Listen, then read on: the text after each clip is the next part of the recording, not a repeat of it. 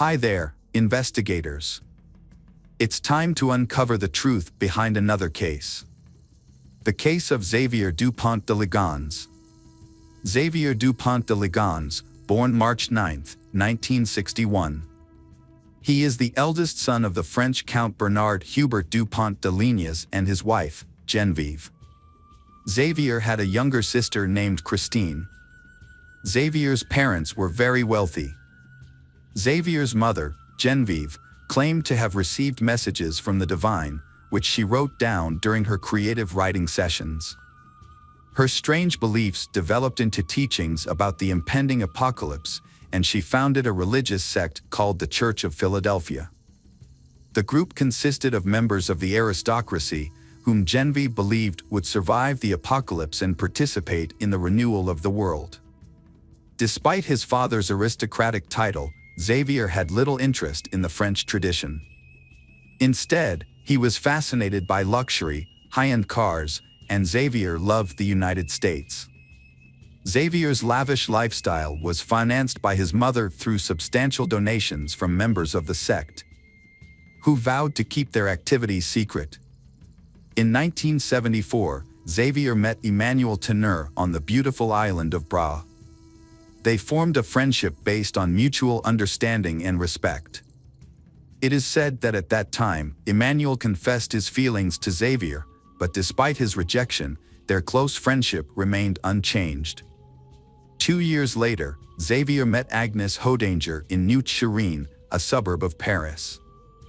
Agnes was born on November 9, 1962, and Agnes was deeply religious. She worked as an assistant at the Blanche de Caze Catholic School in Nantes, where she taught catechism. Although information about Agnes' family is not widely available, there are many sources that indicate that Xavier and Agnes formed a very close relationship. The relationship developed into a short-lived romance before they decided to separate. In 1990, Agnes gave birth to her first child, Arthur, from a non-coercive relationship. Soon after, she and Xavier got back together, rekindled their love, and decided to marry. Xavier adopted Arthur as his son. 2 years after the breakup, they welcomed the birth of their second son, Thomas, who was considered the heir to the family. To commemorate this important event, Xavier chose Emmanuel as the first person to support Thomas. After Thomas, the couple had 2 more children, Anna and Benoit. The family of 6 lived happily. Xavier showed himself to be a loving father and his children excelled in school, opening up a promising future. Agnes passed on her faith to her children and took them to church. Around 2000, in accordance with their interests and wishes, Xavier moved his family to the United States. Xavier, a reserved, charismatic, and multilingual man, believed he could easily integrate into the United States. However, this project failed, resulting in significant financial loss. Upon returning to France, Xavier was left in a large amount of debt after several failed business ventures. Xavier was described as a salesman in some investigations. According to French media reports, financial problems had been a major concern for Xavier for many years. One of Xavier's failed projects was the importation of plans from the United States into French. In addition, Xavier also started a small business but found only limited success. These businesses included hotel and restaurant guides for sales representatives, a loyalty system for restaurants, and an association called the French Federation of Commerce. Xavier was also listed as the manager of another business that has not been clearly disclosed. Eventually, the business's accounts were few, and by 2003, Xavier had hired 6 sales staff. Xavier's work was often Monday through Friday and brought in less than $4,200 in reported annual income. The mounting financial problems began to strain Xavier's marriage, perhaps due to the usual disagreements in marriage. In 2004, Agnes wrote on a French forum about the challenges she and her husband faced, notably that Xavier had told her that the collective death of the entire family would not be a disaster. The financial situation worsened, and by 2009. The mounting debt had taken a serious toll on their relationship, forcing them to temporarily separate. During this time, Xavier sent Agnes several letters blaming her for the family's difficulties and the debts they were facing. This emotional stress affected Agnes, causing her to lose her sense of direction and suffer from insomnia. During this difficult time, Xavier sought help from his friend Emmanuel, who came from a wealthy family and had inherited a fortune from his father. Emmanuel was always ready to help Xavier financially. Emmanuel not only lent Xavier money, but also financed his trips and co-signed the purchase of a house. With Emmanuel's help, the Xavier family lived in a small wooden house on the outskirts of Nantes in the late 2000s. However, after settling down, the neighbors found Agnes to be stubborn and not easily put up with her husband. But behind closed doors, Agnes faced personal problems. She felt Xavier was too slow and unloving, and sometimes even abusive towards Agnes. She was also frightened by the way Genevieve, her mother-in-law, controlled Xavier. She described Genevieve as a mentally ill mystic and was extremely fearful. On January 20, 2011, Xavier's father Bernard died. Xavier hoped that his father's death would result in an inheritance, which would help him solve his financial problems. However, Xavier was shocked. When he went through his father's possessions, he found nothing of significance. The remaining items included a few pieces of paper, a rifle, a name tagged, a ring, and some cash, which Xavier promptly took. A few hours after his father's death, Xavier withdrew cash using his father's card. On February 2nd, he obtained a gun license, and on March 12th, he purchased a silencer for his rifle. During this time, he practiced shooting a rifle in the garden, looking at a balloon on a support stand. Emmanuel visited and tried shooting, finding nothing unusual. Xavier explained that the silencer was to avoid disturbing the neighbors. On Friday, April 1st, Xavier and Emmanuel went to a shooting range together, where Xavier's rifle was the focus of attention. The next day, Emmanuel called Xavier 5 times and they talked for almost an hour. Sunday, April 3rd. That night, Xavier, Agnes, and their children watched a movie and had a nice dinner at a restaurant. Everyone in the family was there, except Thomas, who was studying at a Catholic school and living in a nearby dormitory. After the outing, the family returned home and were seen by neighbors. Some family members also exchanged text messages with friends and acquaintances. That night, Xavier used drugs to put his wife and children to sleep, then shot and buried them in the garden. He did the same thing with the family's Labrador. Xavier called Agnes's workplace and said she was sick. He then contacted Arthur's school and said Arthur had been in a motorbike accident. He then contacted Anne and Benoit's school and said they were sick. In the afternoon, Xavier sent a letter to the restaurant where Thomas worked, saying that Thomas would resign because his father had been transferred to Australia. However, Xavier still had to deal with Thomas. On Monday, April 4th, Xavier contacted Thomas and had dinner with him at a restaurant near Thomas's university dormitory. After the meal, Thomas returned to his room exhausted. The next day, Thomas received an urgent text message from his father, saying that Agnes had been in a bicycle accident and was in a coma at the hospital, prompting Thomas to go to Nantes immediately. At midnight, a friend of Thomas's received a text message from him, saying that he was at home watching a movie with his father. Thomas was probably dead by then. About an hour later, Xavier emailed Emmanuel, arranging to meet up soon. Emmanuel responded, reminding Xavier that he had the power of attorney and the keys on the boat. Xavier went in and out of his house and even left a note on the door asking for no more mail to be delivered. Xavier then withdrew cash from an ATM, which was captured on security cameras. He paid with credit cards at restaurants and stayed at hotels under his real name. As Xavier's perfect escape began, the neighbors began to notice worrying signs. The once open windows of the bungalow had been boarded up for days. The 4 children of the Xavier family were no longer seen playing outside. The dogs were no longer heard barking, and Agnes was nowhere to be seen. All disappeared without a trace. Concerned neighbors began investigating and contacted the police. When police arrived, they discovered a nearly empty refrigerator with only a few jars of jam left. In the kitchen, a mop still had food on it, and a ring was placed on the living room table. Guitars were on the sofa, but no one was home. Police found empty picture frames, and the closet was empty of clothes. In the midst of the mystery, on April 9th, a letter appeared, sent to Xavier's family and friends. The letter claimed that Xavier had been hired by the U.S. Drug Enforcement Administration and that the family had gone undercover as part of a witness protection program, explaining why they had suddenly disappeared and had not communicated. Suspicion and concern grew among neighbors who sensed something was amiss. Fearing for the family's lives, they urged the police to investigate further. As the case gained media attention, more details emerged.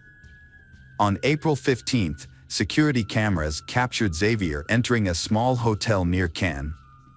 He parked his car, picked up a bag, and disappeared into nearby woods. This was the last time he was seen. Police returned to the family home Xavier on April 21, 2011. There, they discovered a new plot of land under the terrace. When they dug, police found the bodies of Agnes and her 4 children. Each had been shot 2 to 3 times and were wrapped in bags, covered with religious symbols, and carefully buried in sacks of quicklime. The family's 2 Labrador retrievers were also found buried. Despite a thorough search, no traces of blood, fingerprints, or DNA were found. Xavier became the most widely circulated person in France because of his alleged murder. His image appeared on every news bulletin. However, it seems that Xavier has mysteriously disappeared from the face of the earth. Autopsy results of 5 victims showed most of the bullets were shot in the head. In addition, traces of sedatives were found in the bodies of the children, which confirmed the hypothesis that they attacked while they were sleeping. A remarkable detail began to appear around Agnes. In the master bedroom, police discovered a device that Agnes used to control her sleep apnea, which had stopped working at 3:27 a.m. on April 4th. Because of the close relationship between Xavier and Emmanuel was called in for questioning by the police. Emmanuel cooperated with initial investigations. When Emmanuel was questioned about the exported rifle, Emmanuel initially knew about it. However, upon further investigation, the police discovered many inconsistencies in Emmanuel's testimony. They soon realized that Emmanuel was not being completely truthful. A crucial step occurred 24 hours later. Just before noon, Nantes police raided Emmanuel's apartment and seized Emmanuel's laptop. Emmanuel then revealed the real information about Xavier's export rifle. Xavier's mother Genevieve also attracted the attention of the police during their interviews. Genevieve was evasive and denied any knowledge of the Philadelphia church. The police investigation was fruitful. They discovered a copy of a complaint filed years ago by former members of the cult who fled in fear after Genevieve offered to have sex with all the men to conceive. This revelation about the cult, including the wealthy members who provided financial support, led the police to believe that this environment may have provided Xavier with material support. As a result, all former members of the Philadelphia church were questioned, and the police monitored the cult members, hoping to detect any indiscretions in conversations or emails. When the police examined the computer hard drive, they discovered many email exchanges between Emmanuel and Xavier. Some of the emails were particularly revealing about the relationship between the two. One email sent in the early morning of April 6 attracted special attention from the police. These accumulated details led investigators to the crime in which Emmanuel may have assisted Xavier in his escape. However, the police team's work has yielded results. They discovered a copy of a petition obtained years ago by former members of the sect. These people fled in fear after Christine offered to have sex with all the men to identify the chosen tie. The important revelation about this sect, including the wealthy members who provided the main financial support, has helped investigators better understand the work. They believe that this environment may have provided Xavier with the necessary support and substance. Therefore, all former members of the Philadelphia church were examined and followers of the sect were followed, hoping to find connections through conversations or emails. Despite efforts, no murder weapon was found. Xavier's cell phone records helped police track his movements in the country. Xavier's last known trace was recorded on April 15 from a security log. Based on the type of bag Xavier was carrying, police suspected that he may have been carrying a weapon. While everything suggested that Xavier might have committed suicide in the forest, the police conducted a thorough search of the dense forest, but without any results. This led to the hypothesis that Xavier might have sailed the boat to another country. Therefore, an international arrest warrant was issued on May 4. The Nantes police contacted the National Fisheries Monitoring Center to verify whether Emmanuel or Xavier owned a motorboat or a sailboat. The police did not find sufficient information, but Emmanuel was summoned to the Nantes police station for further questioning. When the police asked Emmanuel about the sailboat, Emmanuel claimed it was a coincidence. Emmanuel explained that Emmanuel had given Explorer permission to open his safe in case anything happened to Emmanuel, and that the key to the safe was hidden in a model sailboat in an apartment. According to Emmanuel, the safe contained Emmanuel's will. Despite some suspicious coincidences, the police released Emmanuel. At this point, Emmanuel was only considered a witness. However, the police decided to put pressure on Emmanuel because they suspected that Emmanuel was a possible accomplice. A key discovery was made when police examined all the checks paid to Xavier's company. A $4,200 check signed by Emmanuel, linked to a previously undisclosed bank account in Monaco. Police quickly requested account records, but due to Monaco's strict banking secrecy laws, they would only respond to requests from their own regulators. On September 28, 4 police officers returned to Emmanuel's home. After a long wait, Emmanuel showed up. Emmanuel's apartment was sparsely furnished, with empty liquor bottles scattered around, suggesting that Emmanuel lived a very isolated life. Emmanuel told the police that Emmanuel had not received any letters or phone calls from Xavier. In 2015, a journalist claimed to have received a letter from Xavier stating he was alive. However, after conducting handwriting, DNA, and fingerprint analyses, the letter did not provide any new information. A tip-off about a monk resembling Xavier led police to raid a monastery in Rab-Brun-sur-Aran on January 9, 2018. After a thorough 2-hour search, they concluded it was a case of mistaken identity. Then, on January 18, 2019, Emmanuel died of a heart attack. That same year, authorities arrested a man they believed to be Xavier at Glasgow Airport in Scotland, only to discover it was a case of mistaken identity. Speculation has it that Xavier may be hiding in South America, specifically Argentina, where Xavier can help him avoid being noticed. Despite the passing of the years, the Church of Philadelphia still exists, with members who have been part of the church for nearly 40 years, living in seclusion from the world. Since 2011, the case has been shrouded in rumors and speculation, causing it to stall. Ultimately, Xavier was never found. The perpetrators responsible for the deaths of Agnes and her 4 children have still not been found. Welcome back, detectives.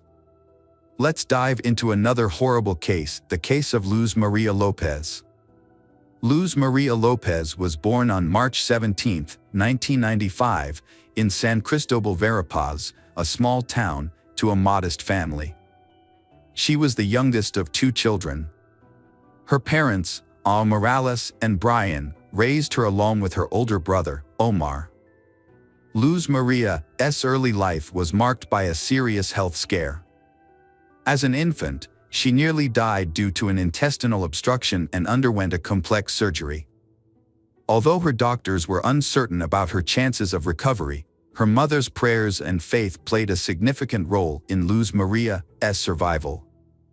Fortunately, the surgery did not affect Luz Maria's development. She grew up to be a healthy and active child. During her school years, Luz Maria was a sporty. She was actively involved in gymnastics, athletics, and classical dance. She easily makes friends with everyone and got along with people from different backgrounds. Luz Maria excelled academically, particularly in the humanities. After completing her secondary education, Luz Maria decided to pursue higher education at a prestigious state university. She chose to study law and later specialized in criminalistics, a field that had always fascinated her. A fateful encounter took place when Luz Maria accompanied her mother to a car dealership in Coban, the capital of Alta Verapaz. The occasion was her older brother's 25th birthday, and the family wanted to surprise him with a motorcycle he had always desired. Inside the dealership, they were warmly greeted by a courteous and attentive young sales consultant named Jorge, who showcased the available models, offering some advice. Although Luz Maria and her mother have already chosen a model, but they want to consider and discuss it with her father before making a decision to buy it. As they left, they took a business card from the dealership and Luz Maria left her phone number for further communication. Shortly after, she received a call from Jorge himself, but instead of discussing the potential purchase, the conversation turned to a more personal subject. Over the following days, Jorge contacted Luz Maria several times, gradually building up the courage to invite her to meet at a coffee shop. Jorge was clearly smitten with Luz Maria, the beautiful, sultry brunette, but he didn't know how to approach her. Luckily, Luz Maria also liked Jorge, and when he asked to meet, she happily agreed. Although Luz Maria was a year younger, their small age difference wasn't an issue. They fell deeply in love, both believing it was love at first sight and that a long, happy life was ahead. A few short months into their relationship, they decided to live together, despite parental objections. They had a small, private wedding, attended only by close friends and family. However, their special day almost got derailed due to a mishap at the banquet venue. They had to cough up extra cash to save the celebration, which wedding ultimately took place on schedule. Jorge was born in 1996 in Santa Catalina Latina, a town in central Guatemala. Jorge and his younger brother, Pablo, grew up in a low-income household. His family struggled financially, so as children, they did not have the luxury of fine clothes and expensive toys, as the family's limited income only covered the most basic needs. Even though Jorge grew up in difficult circumstances, he seemed to have no motivation to change his life for the better. He lived life at his own pace, choosing to enjoy simple pleasures rather than strive for advanced degrees or job security. Those who knew Jorge described him as introverted, unsociable, and having few close relationships, especially with women. When he met the love of his life, Luz Maria, he went all out to win her heart and quickly proposed, fearing she might change her mind. However, Luz Maria's parents, Al Morales and Brian, were suspicious of him from the start. They couldn't quite put their finger on what it was about him that they didn't like, but they couldn't convince their daughter to call off the wedding. The marriage turned out to be unhappy. After the wedding, Luz Maria became pregnant, but she had not yet finished her university degree and struggled to find a good job. Due to her lack of experience and health issues, she had to accept short-term, low-skilled jobs. Meanwhile, her husband lost his job and was in no hurry to find a new one.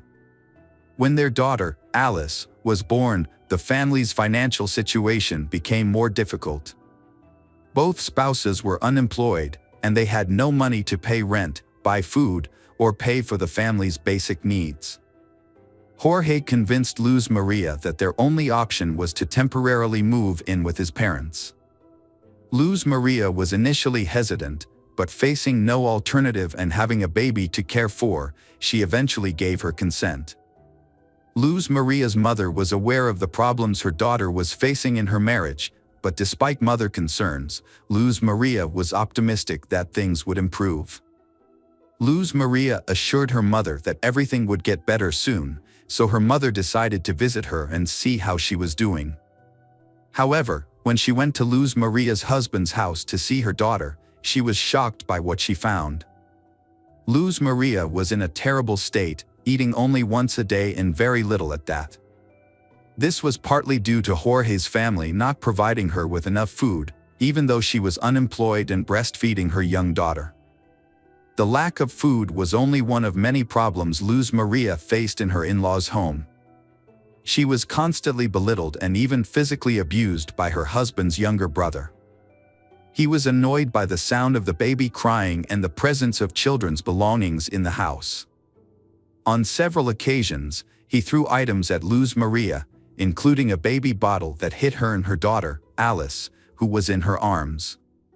Despite witnessing these events, Jorge just stood by and did nothing to protect his wife and children, he treating them as if they were strangers. Morales convinces her daughter to take her granddaughter to her maternal home.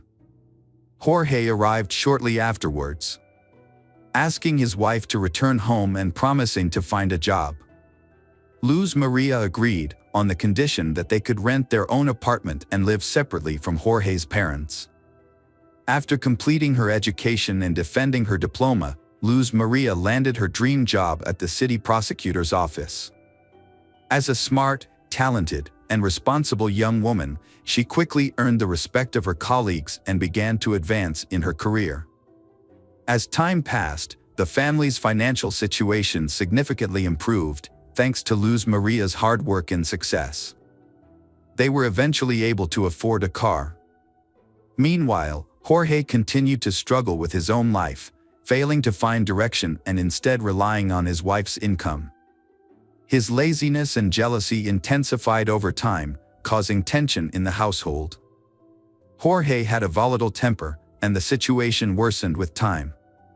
Jorge was a man who preferred a life of leisure, spending most of his time at home watching TV, drinking beer with friends, and relying on his wife's income. He was extremely possessive and controlling, restricting his wife's freedom and autonomy. He wouldn't allow her to make friends, have lunch with colleagues, or even be alone without him. He constantly monitored her phone activity, checked her call history, and read her messages. He also forbade her from creating social media accounts. When they were alone at home, Jorge's behavior was just as bad. He frequently arguments, blamed his wife for all their problems, and never took responsibility for his actions.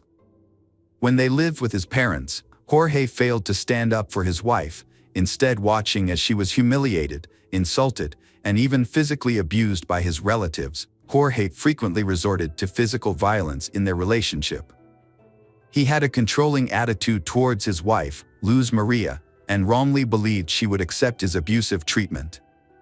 Their neighbors frequently heard screams coming from their house and witnessed signs of physical abuse on Luz Maria's face and body. Luz Maria had tried to leave her husband multiple times, taking their daughter and moving in with her parents. However, her husband would always show up, beg for forgiveness on his knees, and promise to change. Despite her parents' warnings to leave him, Luz Maria would forgive her husband and give him another chance. On December 15, 2020, after another violent argument, Luz Maria took their 3-year-old daughter, Alice, fled to her mother's house in tears. The next day, Jorge arrived, but it was unclear whether he was seeking reconciliation with his wife or just wanted his car back. He claimed to have found a new job and promised that their lives would improve, swearing that he would never physically harm Luz Maria again. Luz Maria believed him once more and returned to their rented apartment with her husband. In January 2021, Jorge failed to get a job as promised and stole the money Luz Maria had earned, leaving their family with nothing. Luz Maria called her mother to complain, and her mother agreed to meet with her to give her some money until she received her next salary.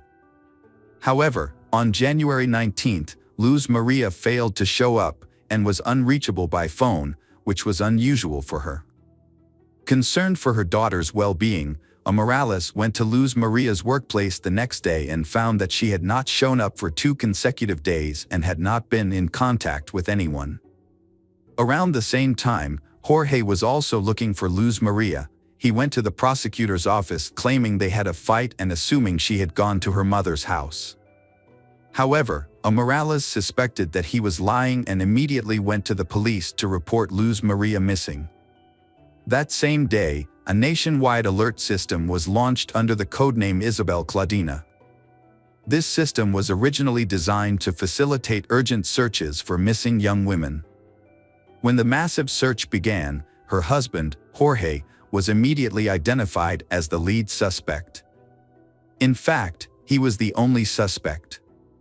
Luz Maria had no enemies, and there was no reason to believe she had been kidnapped.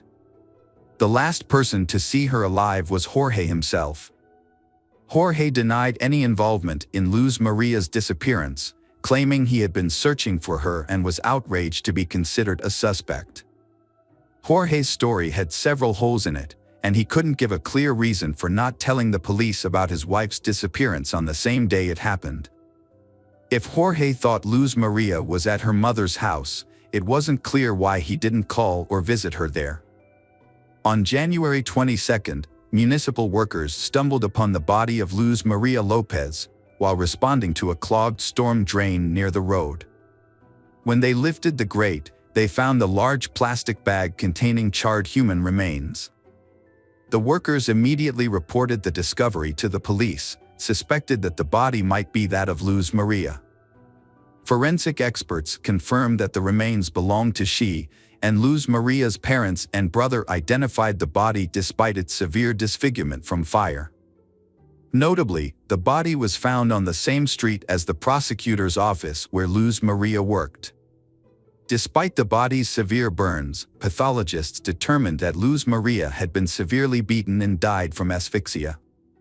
Evidence of internal hemorrhages, fractures sustained while she was still alive, and caked blood in her nose and mouth supported this conclusion.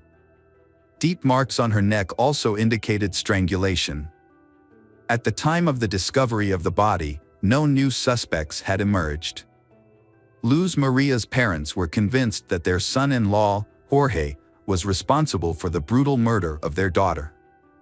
As a result, Jorge was immediately taken into custody, and investigators began to look into the motive behind the crime. Experts in psychology and criminal behavior were consulted to examine the relationships within the family and the marriage. During the investigation, Luz Maria's mother, Morales, provided an audio recording that had been sent to her anonymously by a neighbor who had witnessed their frequent arguments. The recording captured a heated argument between they, in which Luz Maria frantically screams and cries for help, accompanied by the faint sounds of a child crying in the background.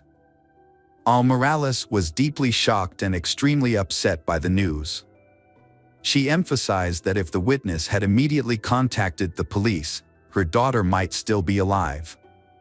The witness did not call the police or even visit the house where the screams originated. The police were unable to locate the anonymous person, which meant they could not be officially involved in the investigation. During an interview, Morales urged citizens to be vigilant and report instances of domestic violence to the police rather than simply documenting them. She believed that such actions could help save lives. The crime sparked widespread outrage, prompting thousands of people to take to the streets and demand justice for Luz Maria. Jorge was taken into custody, but he continued to deny his involvement, claiming he had driven his wife to work on the day she disappeared. Security footage did show their car heading in the direction of her workplace. But the tinted windows made it impossible to determine how many people were inside. Additionally, no footage showed the car stopping or Luz Maria getting out. At the house they was renting, police discovered evidence of a violent incident. There were faint blood stains and drag marks, suggesting that this was where the brutal attack had occurred. Further evidence was discovered in the trunk of the family car, where microscopic fragments of burnt human flesh were found. The investigators also became interested in a recent purchase made by a double orthopedic mattress. Specifically, they were interested in the dense polyethylene wrapping that came with the mattress. A comparative analysis revealed that Jorge had used this wrapping to package the burnt remains of Luz Maria.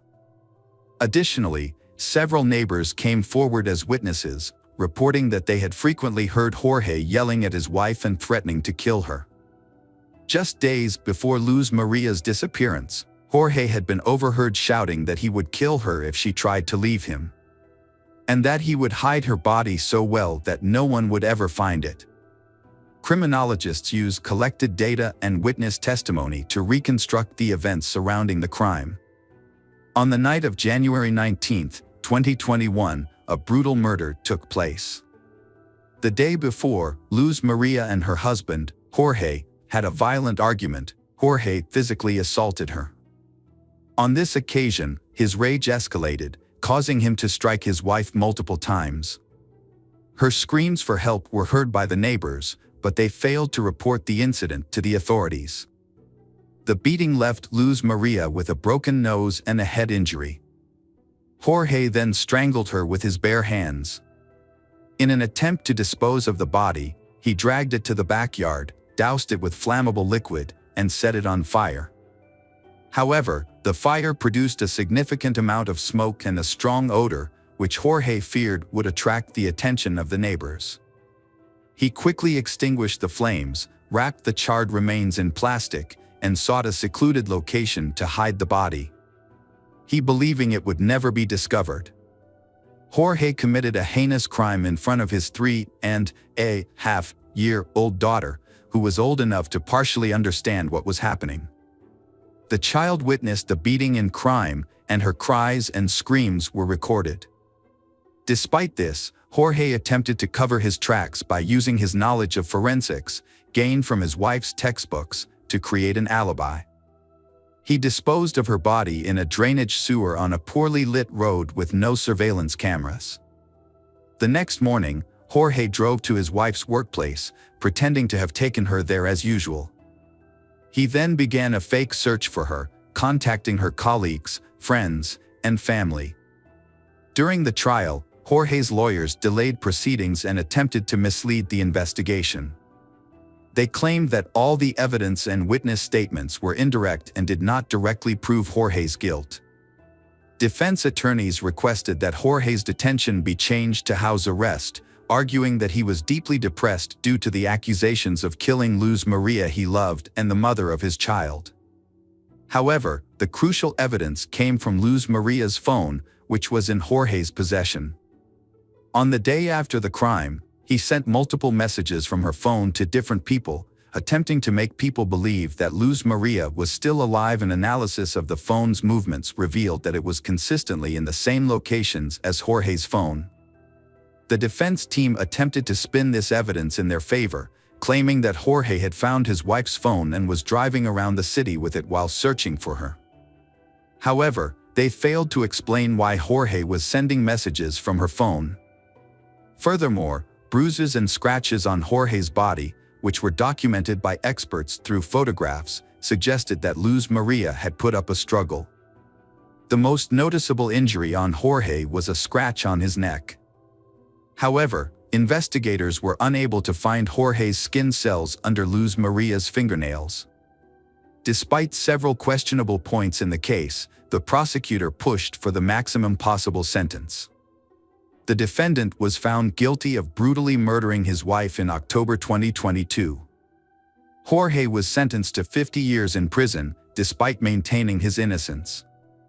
Custody of their young daughter, Alice, was awarded to her maternal grandparents. The grandparents expressed that their granddaughter had given their lives new meaning. Hello friends, welcome to our channel. Today we're going to take a look at another horrible case with you. The case of Tina Watson. Tina Watson, 26, was hesitant to share her engagement news with her parents. This was her third attempt at marriage, after her previous relationships with Scott McCulloch and Stan Marks ended. She met Gabe Watson at a Christmas Eve party, and they developed a relationship after both had gone through breakups.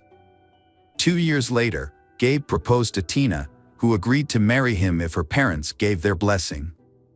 To win them over, Gabe planned a romantic dinner on Valentine's Day, but rescheduled for February 15th when Tina's father was available. During the dinner, Gabe made a bold announcement that he planned to spend the rest of his life with Tina. Her father then asked the seemingly straightforward question, "Gabe, do you love Tina?" However, Gabe was caught off guard and stuttered, failing to provide a clear answer. Her father wrote off Gabe's awkwardness as mere nervousness in front of strangers. The father then turned to Tina and asked the same question, but she sidestepped it. Instead, she expressed her fear of being alone at the age of 26. After a moment of contemplation, her father gave the young couple his blessing. As the wedding preparations were underway, Gabe and Tina clearly had different ideas. While Tina was busy thinking about the wedding dress, the guest list, and the entire ceremony, Gabe was focused on planning their honeymoon. He did not consider Tina's preferences for their vacation, as he had already made up his mind. Gabe had decided that they would go to the Great Barrier Reef in Australia and go scuba diving, without consulting Tina about it. Gabe and Tina had planned to explore the sunken ship, the Townsville Titanic, which sank in 1911. However, Tina was not a skilled diver, unlike Gabe, who was an experienced scuba diver with over 50 dives under his belt. He was even completing a rescue diving course. Gabe had occasionally taken Tina scuba diving in a pool, but only in calm waters and under the supervision of lifeguards. Gabe made the decision to have Tina learn to scuba dive before the honeymoon or at home. He was serious about it, and Tina felt she had no choice but to comply. Gabe even went so far as to borrow money to buy Tina her own scuba gear and pay for lessons. However, Tina's first instructor was not impressed with her skills and warned Gabe that she was not fit for open ocean diving. Gabe angrily interrupted the dive instructor, accusing him of not explaining the lesson clearly. As a result, the second instructor promptly refunded Tina for the unfinished class, and on October 11th, Tina and Gabe were married and flew to Australia just 2 days later for a lavish honeymoon paid for with a $10,000 wedding gift. Gabe's honeymoon with Tina included spending time in Sydney, where they walked around the city, visited the aquarium, and the zoo.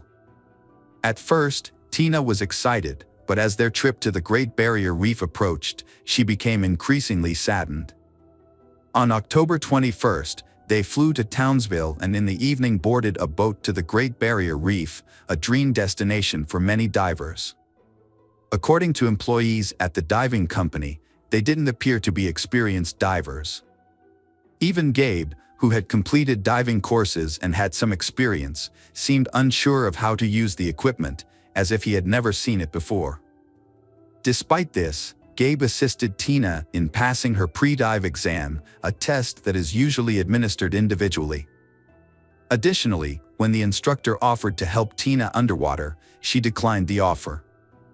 The dive log noted the presence of a strong current on that day, a crucial detail that should not be overlooked.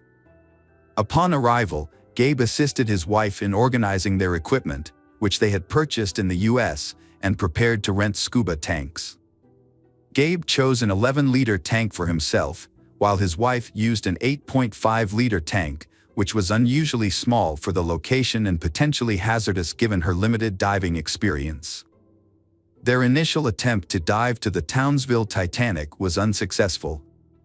Tina required a weight belt to descend, and Gabe initially struggled to operate the underwater computer, which monitors the safe rate of descent and ascent, as well as the oxygen levels in the cylinders. After returning to the boat to regroup, Gabe was able to use the computer, and they made a second attempt.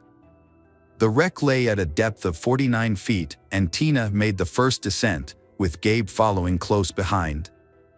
At first, everything was fine, but then Tina suddenly stopped, waved at me, and signaled she wanted to ascend. I recognized this as a panic response, which she had shown before. We were halfway up the dive at this point, so I decided to stay with her at the same depth to help her calm down and get used to the pressure. However, Tina continued to breathe rapidly and deeply, which was unsafe. Gabe realized she was sinking, and Gabe tried to grab her waist to hold her in place. But she swung her arms violently, knocking Gabe's mask off his face. While Gabe was putting his mask back on, Tina quickly moved away from Gabe. Gabe tried to swim after her, but he couldn't catch up. Gabe then decided to return to the surface to get help from the lifeguards. On his way to the surface, Gabe encountered another diver who appeared unconcerned and did not respond to Gabe's distress signals. There were 2 Asian divers with Gabe at the time, but neither confirmed Gabe's claim that he had attempted to help his wife. A subsequent police investigation, including analysis of underwater computer data, revealed that Gabe had initially attempted to swim to his struggling wife, but quickly abandoned the attempt, despite the relative lack of urgency to surface. Gabe followed standard procedure, ascending gradually and pausing at predetermined depth levels. However, the other divers later stated to the police that, in their opinion, Gabe had the opportunity to save his wife but chose not to do so. Furthermore, this incident occurred at the beginning of the dive, so Gabe had sufficient oxygen in his tanks to have potentially reached the ocean floor and returned to the surface without compromising his own safety. The rescuers quickly sprang into action after locating Tina, but unfortunately, it was too late. Tina found lying on her back at 82 feet, Tina received 40 minutes of artificial respiration on the yacht's deck, but these efforts were unsuccessful. Gabe kept his distance from his wife during the incident, standing off to the side and sniffing his nose, according to witnesses. However, other passengers reported that he was friendly and even played cards with them on the way to the shore. Gabe denied this in court. The autopsy results for Tina were not entirely clear-cut. While there were no obvious signs of a violent death, there were bruises on her neck and blood in her nostrils, which could be attributed to the 82-degree depth at which her body was found. There was no alcohol in her system, but high levels of ibuprofen and paracetamol were detected, which are commonly used to treat seasickness. A small amount of fluid was also found in her lungs. The report concluded that Tina died from drowning, but it's possible that she drowned after already being deprived of oxygen.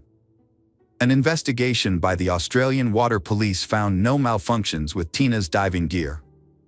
It would have been easy for the police to dismiss the incident as a tragic accident.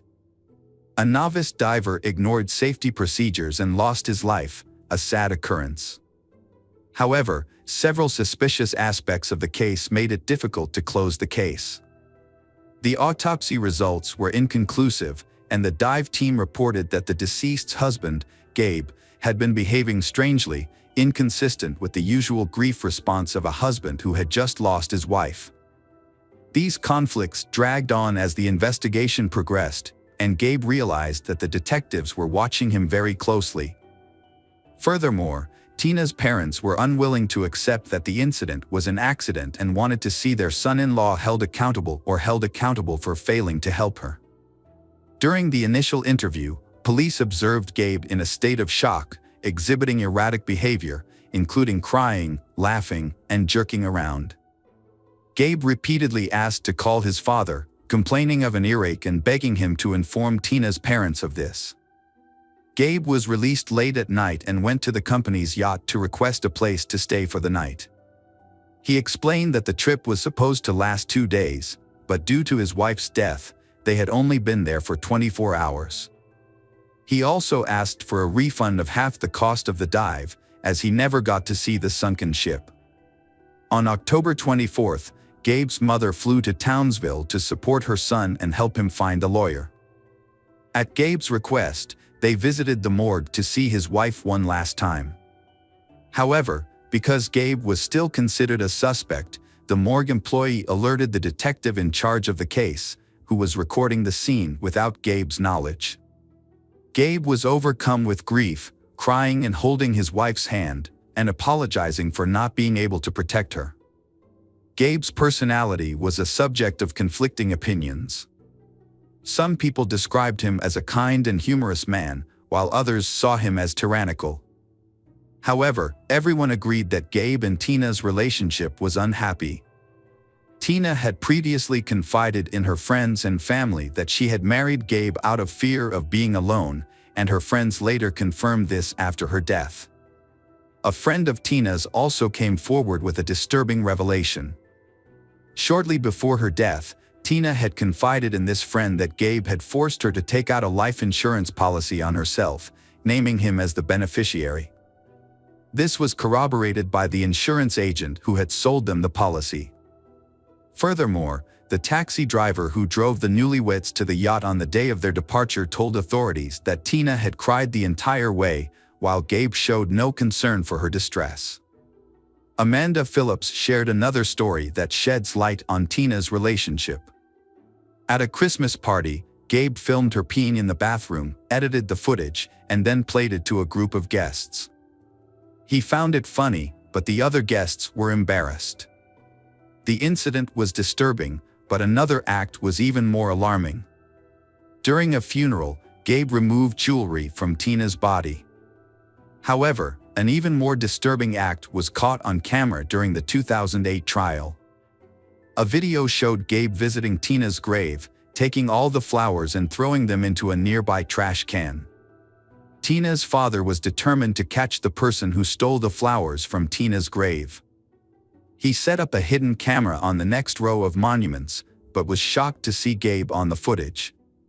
Gabe's defense in court was that he and his wife had discussed the death of one of their relatives during their honeymoon, and that the absence of flowers on the grave was her request. However, this explanation seems very strange and unlikely. The investigation into Tina's death might have taken much longer if the police hadn't discovered a crucial piece of evidence. Gabe claimed that Tina had drowned while he was trying to put a mask on her face, but this story didn't add up. It was impossible for someone to put a mask on underwater without an air supply, unless they were using someone else's oxygen.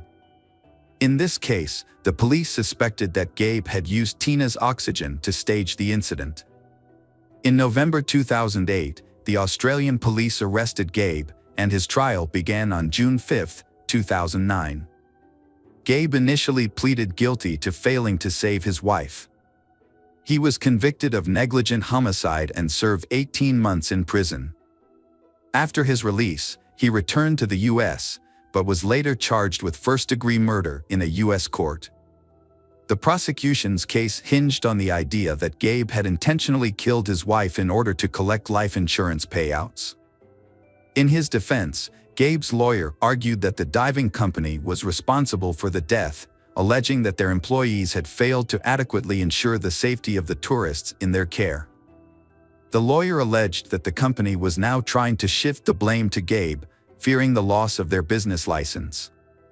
Gabe had already served his sentence abroad, and his lawyer argued that the insurance payout of $33,000 was outweighed by the costs of hiring lawyers and obtaining additional expert opinions. The prosecutor refused to acknowledge the irony that Gabe, a trained expert in drowning rescue, was unable to save his wife.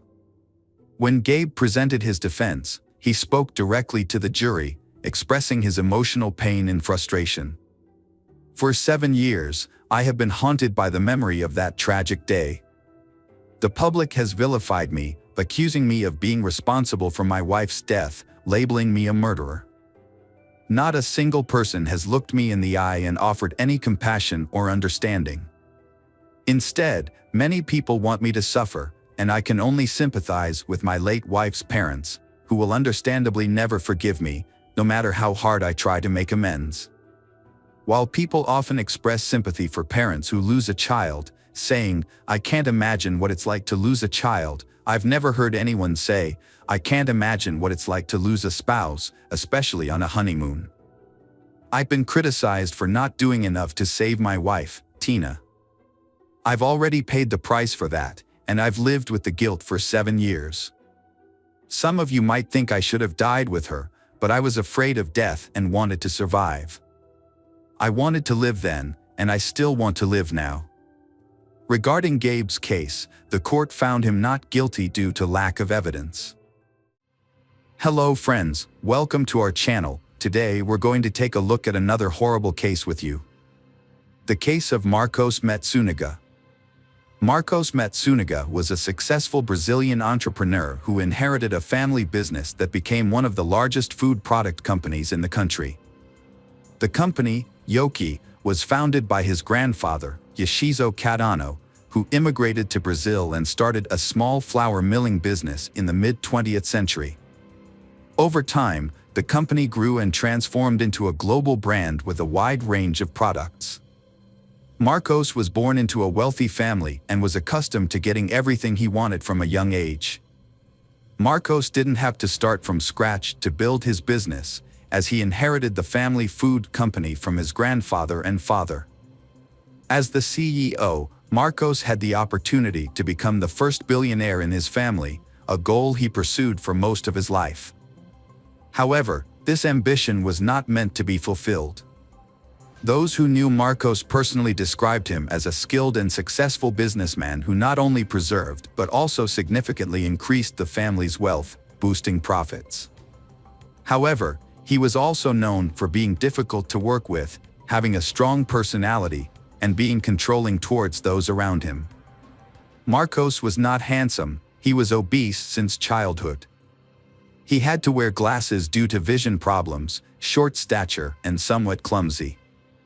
All of these caused Marcos a lot of problems when communicating with friends, leading to a lack of friends and isolation. Despite his wealth and business success, Marcos found it difficult to establish a meaningful relationship.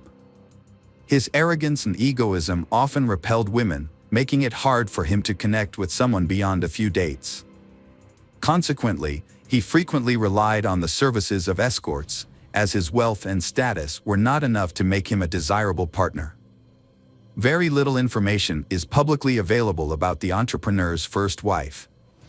What is known is that their marriage was not based on romance or passion, but rather necessity and family pressure. The marriage endured for several years, although both spouses soon came to regret their decision to start a family. Initially, the young wife tried to accommodate her husband's complicated personality, hoping they would eventually form a supportive and loving partnership. However, her expectations were unfulfilled, and they gradually grew further apart. The businessmen primarily sought companionship on websites where women offered intimate services in exchange for money. Elise was one of these women, a call girl with profiles on multiple platforms. He came across her profile, a gorgeous blonde with a great figure, and began booking her services regularly, paying her handsomely for their time together. Elise was 6 years younger than him. She grew up in a poor and troubled home in a crime-ridden part of the city. Her family life was unstable, she never knew her father, her mother struggled with addiction, and her mother's partners often had similar issues. As a result, Elisa's childhood was marked by hardship and unhappiness. She was frequently beaten, harassed, and abused by her mother's partners from a young age. As soon as she finished school, Elise left home and never looked back. She pursued a career in nursing, landing a job at a hospice after completing her training. However, she soon realized that caring for terminally ill patients was not her true calling. Elise formed strong bonds with her patients. A few years later, Elise decided to pursue higher education and switch careers. She chose law, which she saw as a promising field that would open doors to new opportunities. After lengthy preparation, she scored well enough on the entrance exams to gain admission. However, she struggled to pay tuition fees with her limited income as a nurse. Since Elise had no family support, having cut off ties with her relatives after leaving home, she had to fend for herself.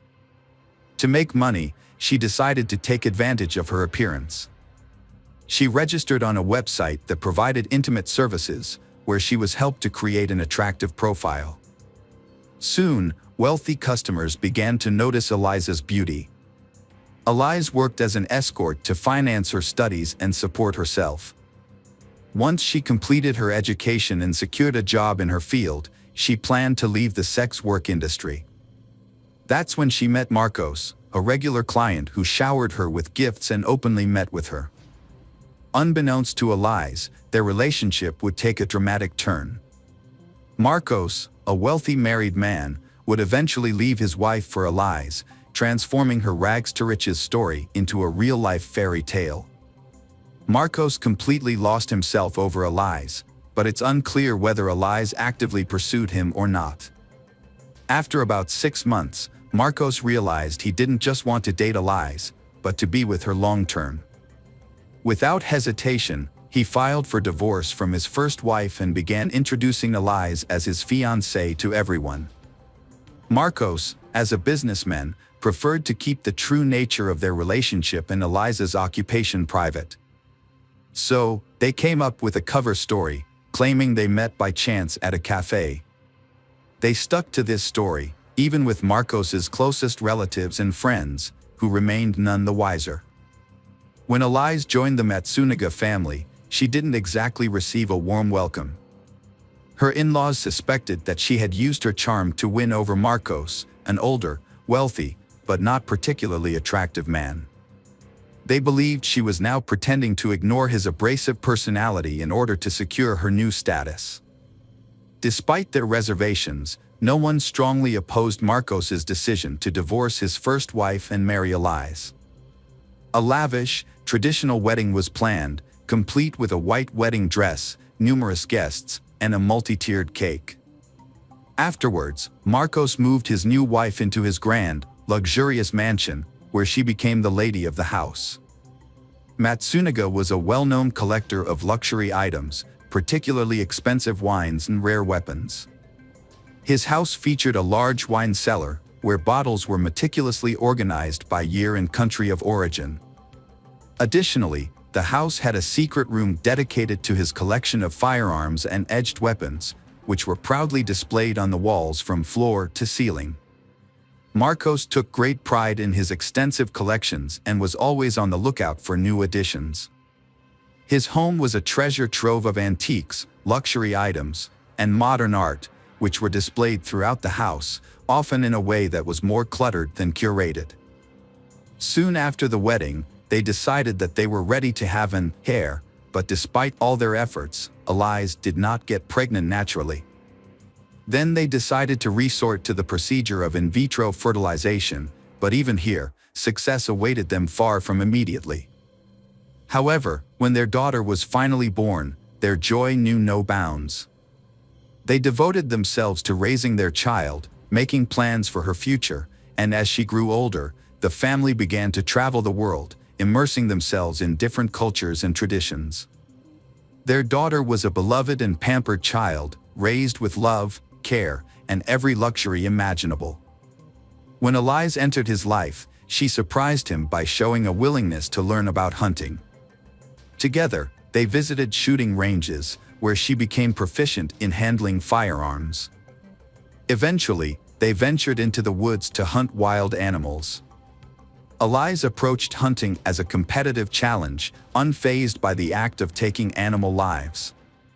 Marcos appreciated her mindset and enjoyed watching her skillfully wield her weapons and stalk prey. Marcos taught Eliza various outdoor skills, including how to skin and carve wild animals such as boars, deer, and other forest creatures. Together, they would dissect the animals using large knives, cleavers, and axes to separate the body parts. Unconventionally, the family did not keep traditional pets like cats or dogs. Instead, they kept poisonous snakes in specially designed terrariums that mimicked their natural habitats. This was a long-held dream of Marcos, who had a passion for snakes, but his first wife had never approved of the idea of having a terrarium in their home. Eliza had successfully adopted Marcos's unusual hobbies, which had grown on Eliza. In the spring of 2012, Marcos was on the verge of making a significant deal that would take his wealth and career to a new level, potentially making him a billionaire. He was in active negotiations with several partners to sell the family business and invest the substantial proceeds in a new and profitable venture. On May 19, 2012, the day before a billion-dollar deal was set to close, entrepreneur Marcos vanished without warning. His wife, Elise, didn't report him missing until the next day because she thought he was at work. According to Elise, Marcos had a meeting scheduled for the evening that was expected to run late into the night. He had packed some belongings and told her he would likely spend the night at the office before heading straight to the deal the next morning. When Marcos failed to return home and stopped answering his phone the next day, Elise grew concerned and reported him missing. The police quickly discovered that the entrepreneur had missed an evening meeting and a crucial morning meeting that he couldn't afford to skip. This led to immediate speculation that the millionaire had been kidnapped, and it was likely that his family would receive ransom demands in the coming hours. However, 24 hours passed, followed by another day, with no ransom demands received. As a result, hopes of finding Marcos alive began to dwindle.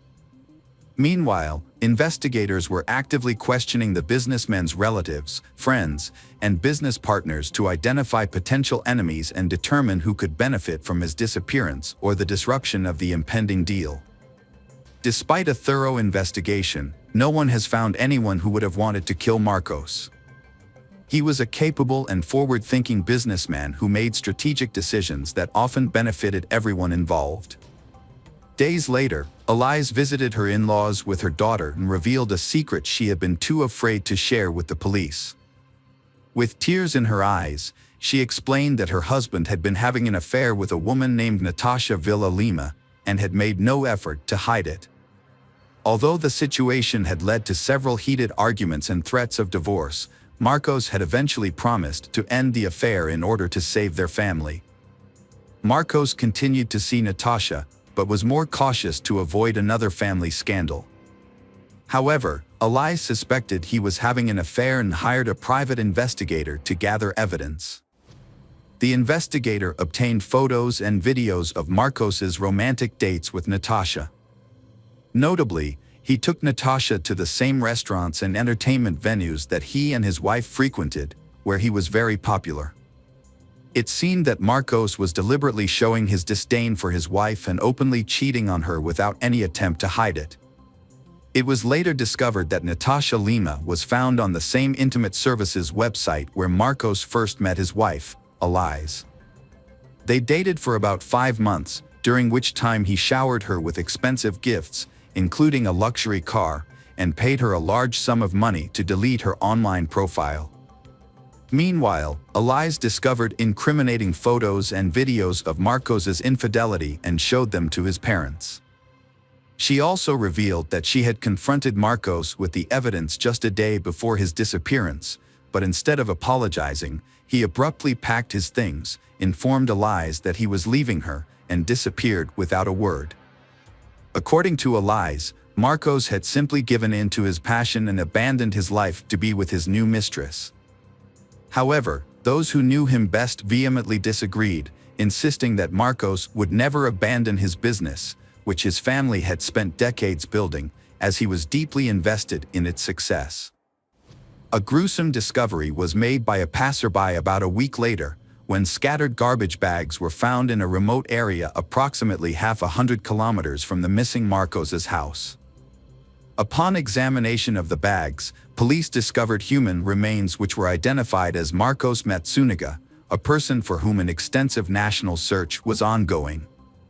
Forensic examination concluded the victim had died as a result of a shot to the head before the perpetrator cut and packaged his dismembered remains. Expert assessment also inferred that only an exceptionally skilled practitioner would possess sufficient know-how, steady-handedly controlling either precise butcher's cut tools at convenient knife handles anatomy. The investigation began by reviewing the last known location of the deceased man, Marcos. This led authorities to the luxury residential complex where Marcos lived with his wife and daughter. The complex was equipped with multiple security cameras, which were thoroughly examined. A review of the footage revealed that the evening before Marcos disappeared, he and his wife had ordered food delivery. The elevator camera captured Marcos going down to the first floor to collect the food, returning with pizza boxes in hand. He then entered his apartment and was not seen leaving again that evening, night, or the following day. It appeared as though Marcos vanished into thin air. Elise leaves their apartment with 3 large, heavy suitcases. Investigators, who already had suspicions, take her into custody for questioning. At first, she denies any involvement in her husband's disappearance, sticking to her initial claim that he left her for another woman. However, when shown footage of her moving the suitcases, she breaks down and confesses. According to her, their marriage had been troubled for some time, and her husband had become increasingly abusive. Marcos would constantly humiliate her, criticize her for her past work as an escort, and claimed that she was a bad mother to their daughter. Marcos exerted total control over his wife Elise, not even allowing her to make friends. When she once mentioned divorce, Marcos threatened to leave her with nothing, take their child, and prevent her from seeing him. On the evening of the incident, Elise showed Marcos pictures from a detective, which depicted him with his mistress. Instead of remorse, Marcos became enraged and slapped Elise. She claims that everything after that was a blur.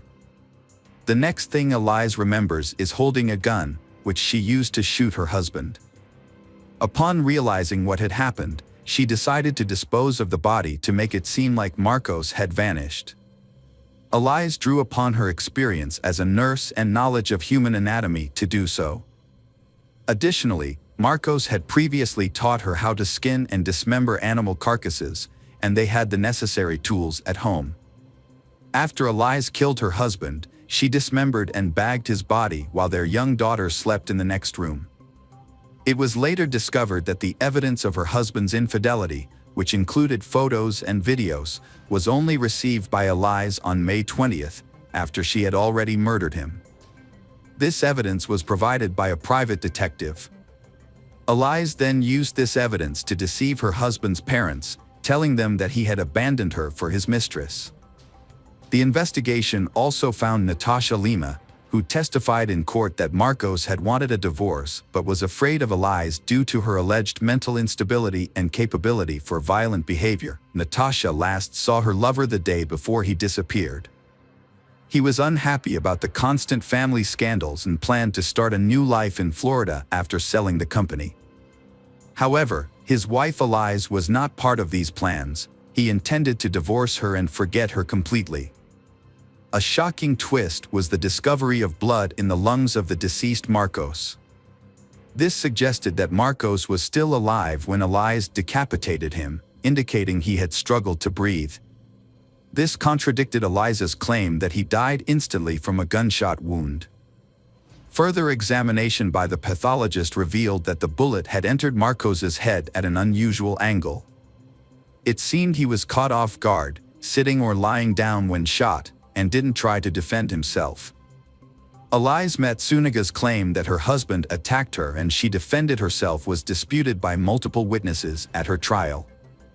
They testified that Marcos had a difficult personality and often spoke harshly, but he never physically harmed anyone. As a result, the court believed Elise fabricated the story and found her guilty of premeditated murder with cruelty and attempting to conceal the crime. She received a 20-year prison sentence, which many considered too lenient. Her in-laws now care for their daughter. Welcome back, detectives. Let's dive into another horrible case.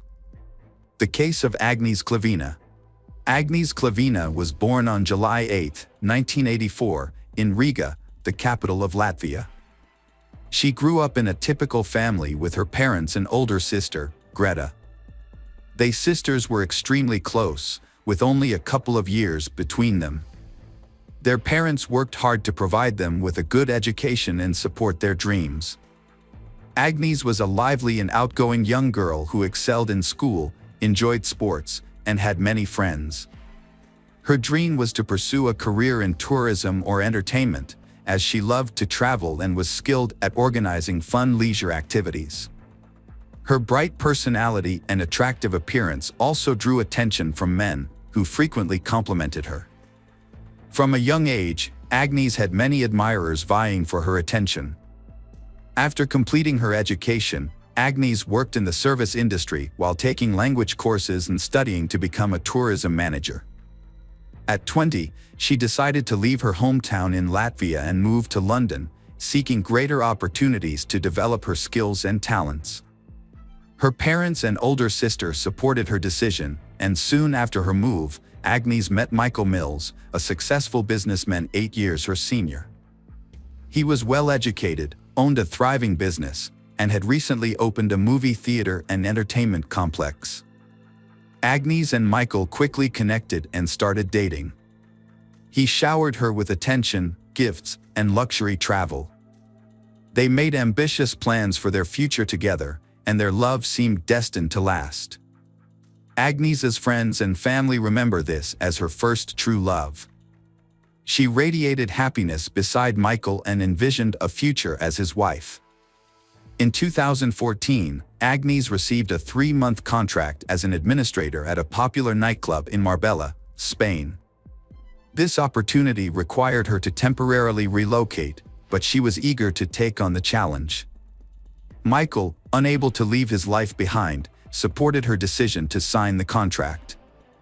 For Agnes, this was a chance to gain valuable experience and potentially launch a new career path. Marbella, a renowned resort on the Mediterranean coast, attracts vacationers from around the world, particularly the wealthy. It's not uncommon to spot celebrities, athletes, and business leaders in the area. Kavina, being a sociable person, enjoyed working in such a vibrant environment. Before relocating, she visited her family in Latvia and shared the news of her 3-month employment contract. She also announced her plans to marry Michael upon her return to England. Her family was thrilled for Agnes and wished her well. In May 2014, Agnes packed lightly and moved to Spain for the season, while Michael remained in London. They stayed in touch through daily phone calls and video chats, sharing updates about their lives. Agnes was active on social media, posting daily updates, photos, and videos, which drew a large following interested in her life and work. Agnes had a vibrant and busy life, making the most of every day. After her employment contract ended, she decided to stay in Spain for a couple of months. The resort was entering its peak season, and she saw an opportunity to earn a good income. She discussed her plan with her Michael, who was supportive and promised to visit her for a few days since they hadn't seen each other in a long time. Agnes quickly landed a job as a hostess at an upscale restaurant and renewed her lease. As planned, her boyfriend, Michael, visited her in September. During his visit, they had a great time, planned their upcoming wedding, and picked a destination for their honeymoon. Michael had to return to London after less than a week, leaving Agnes to work in Spain for another month. After that, she planned to visit her relatives in Latvia before flying to England to join her Michael. Unfortunately, these plans never came to fruition. Agnes went to the popular Costa del Sol nightclub with friends on September 6th. Earlier in the day, she had informed Michael of her plans and he approved. Agnes and her friends had a great time at the club, and Agnes even posted some photos on her online profile. She wore a striking mini dress and carried a small white clutch that night. As the night wore on and her friends prepared to leave, Agnes decided to stay a bit longer and then take a taxi home. Her friends didn't worry about her, as she was responsible and hadn't had much to drink. When they said their goodbyes and headed out, Agnes was chatting with a man who had bought her a drink and was trying to get her attention. After that night, Agnes disappeared without a trace. It was as if she had vanished into thin air. No one could recall what time she left the club, who she left with, or where she went afterwards. Agnes failed to show up at work the next day, and attempts to contact her were unsuccessful as her phone was turned off. Her colleagues and friends immediately raised concerns, but the police were slow to respond to the missing persons report. As the day drew to a close, a worried Michael called Agnieszka's mother to report that he had been unable to reach his fiancée all day, which was unusual. The following day, Agnieszka's parents and Michael jointly tried to contact the Spanish police to report her disappearance, but they were informed that a missing persons report could only be filed in person by a relative. Undeterred, Michael and Agnieszka's family booked the next available flight to Marbella. It wasn't until 5 days after Agnieszka's disappearance that her family was able to file a missing persons report. The investigation began with a search of Agnieszka's rented apartment, which appeared to be untouched, as if she had simply stepped out for a short time. Her documents, money, and expensive jewelry were still in place. The refrigerator was stocked with prepared meals, and several outfits were laid out on the bed, suggesting that Agnieszka had been preparing to go out, likely to the club on the night she vanished. To aid in the search, Agnieszka's friends and family distributed flyers with her picture throughout the city, and the media picked up the story, featuring it on TV news programs and the front pages of local newspapers. The police reviewed footage from CCTV cameras inside and outside the entertainment venue, but encountered a setback. The files had already been deleted. However, with the help of specialists, they were able to recover the recordings.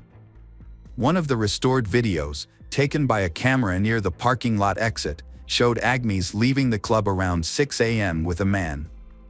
It was clear that she did not leave voluntarily. The final footage, which showed Agnieszka alive, was thoroughly examined by experts. However, the more they studied the footage, the more alarming it became. Agnieszka was seen being led by a man to the parking lot, clearly under duress. He had a tight grip on her waist, and Agnieszka looked frightened. She attempted to break free multiple times and appeared to be saying something emotional, but he persisted in leading her to a Mercedes A63 with tinted windows. As he forced Agnieszka into the car, it became clear that another person was already inside. Meanwhile, the first man got into the driver's seat. Agnieszka temporarily managed to open the car door and tried to escape, but he who had been standing next to her, likely the doorman, intervened and pushed her back into the car at the driver's signal. In return for his assistance, the driver appeared to hand the doorman something, presumably a cash reward. Agnieszka's phone was turned off 6 minutes after she got into the car, and it was never turned back on. The vehicle's subsequent movements couldn't be tracked because there were no CCTV cameras along the route. It became clear that the men in the cabin were the last people to see Agnieszka before she went missing. Despite this, the case was shrouded in secrecy from the start. Everyone involved in the investigation signed confidentiality agreements, and information was kept from the press and even Agnieszka's loved ones. For the first few months, Agnieszka's parents and Michael were left in the dark, with only vague updates that the investigation was ongoing and that it was too early to draw conclusions. As time passed without any word from Agnieszka, hope began to dwindle. Agnieszka's fiancé, Michael, periodically gave interviews pleading for help in finding her, but no one ever came forward with information. It wasn't until 6 months later that Agnieszka's relatives were finally shown footage from the club's cameras and given the names of the 3 men who had last been in contact with her. Wesley Capper, the son of a wealthy British millionaire, was identified as he who forcibly removed Agnieszka from a club and pushed her into a car. Wesley Capper was accompanied by his longtime friend, Craig Porter, who had no specific occupation and had previously been on the police's radar. A third man, Cyan Usman, a dark-skinned doorman, was also in the car. Under interrogation, all 3 men claimed they were innocent, stating that Agnieszka had voluntarily gotten into the car. According to Wesley Capper, he and a friend had met Agnieszka at a club and approached her to strike up a conversation. Wesley Capper claimed that Agnieszka was already intoxicated, but this contradicts the testimony of her friends. He also stated that Agnieszka had accepted a drink from him and his friend. Capper then invited Agnieszka to continue the party at his luxurious country home, which she allegedly agreed to. However, Wesley Capper claims that Agnes changed her mind once they were in the car and asked to be dropped off in the middle of the road, stating that she would take a cab home. Wesley Capper claimed that he dropped Agnes off at her requested location, which was an unlit stretch of road with no CCTV cameras. Craig Porter couldn't confirm or deny Wesley Capper's statement about Agnes's presence in their car. According to Porter's own admission, he was also extremely drunk and didn't know how or when Agnes got into the vehicle. He fell asleep shortly after leaving the parking lot and only woke up to find Agnes was no longer in the car. The doorman, Sean Usman, confirmed that Agnes was intoxicated, but he couldn't say if she voluntarily got into the car. However, he did say that when the car moved, Agnes opened the door and nearly fell out. The driver then asked him to close the door, for which he received a large tip. When questioned, Sean Usman said he didn't think Agnes's attempt to get out of the car was an escape attempt.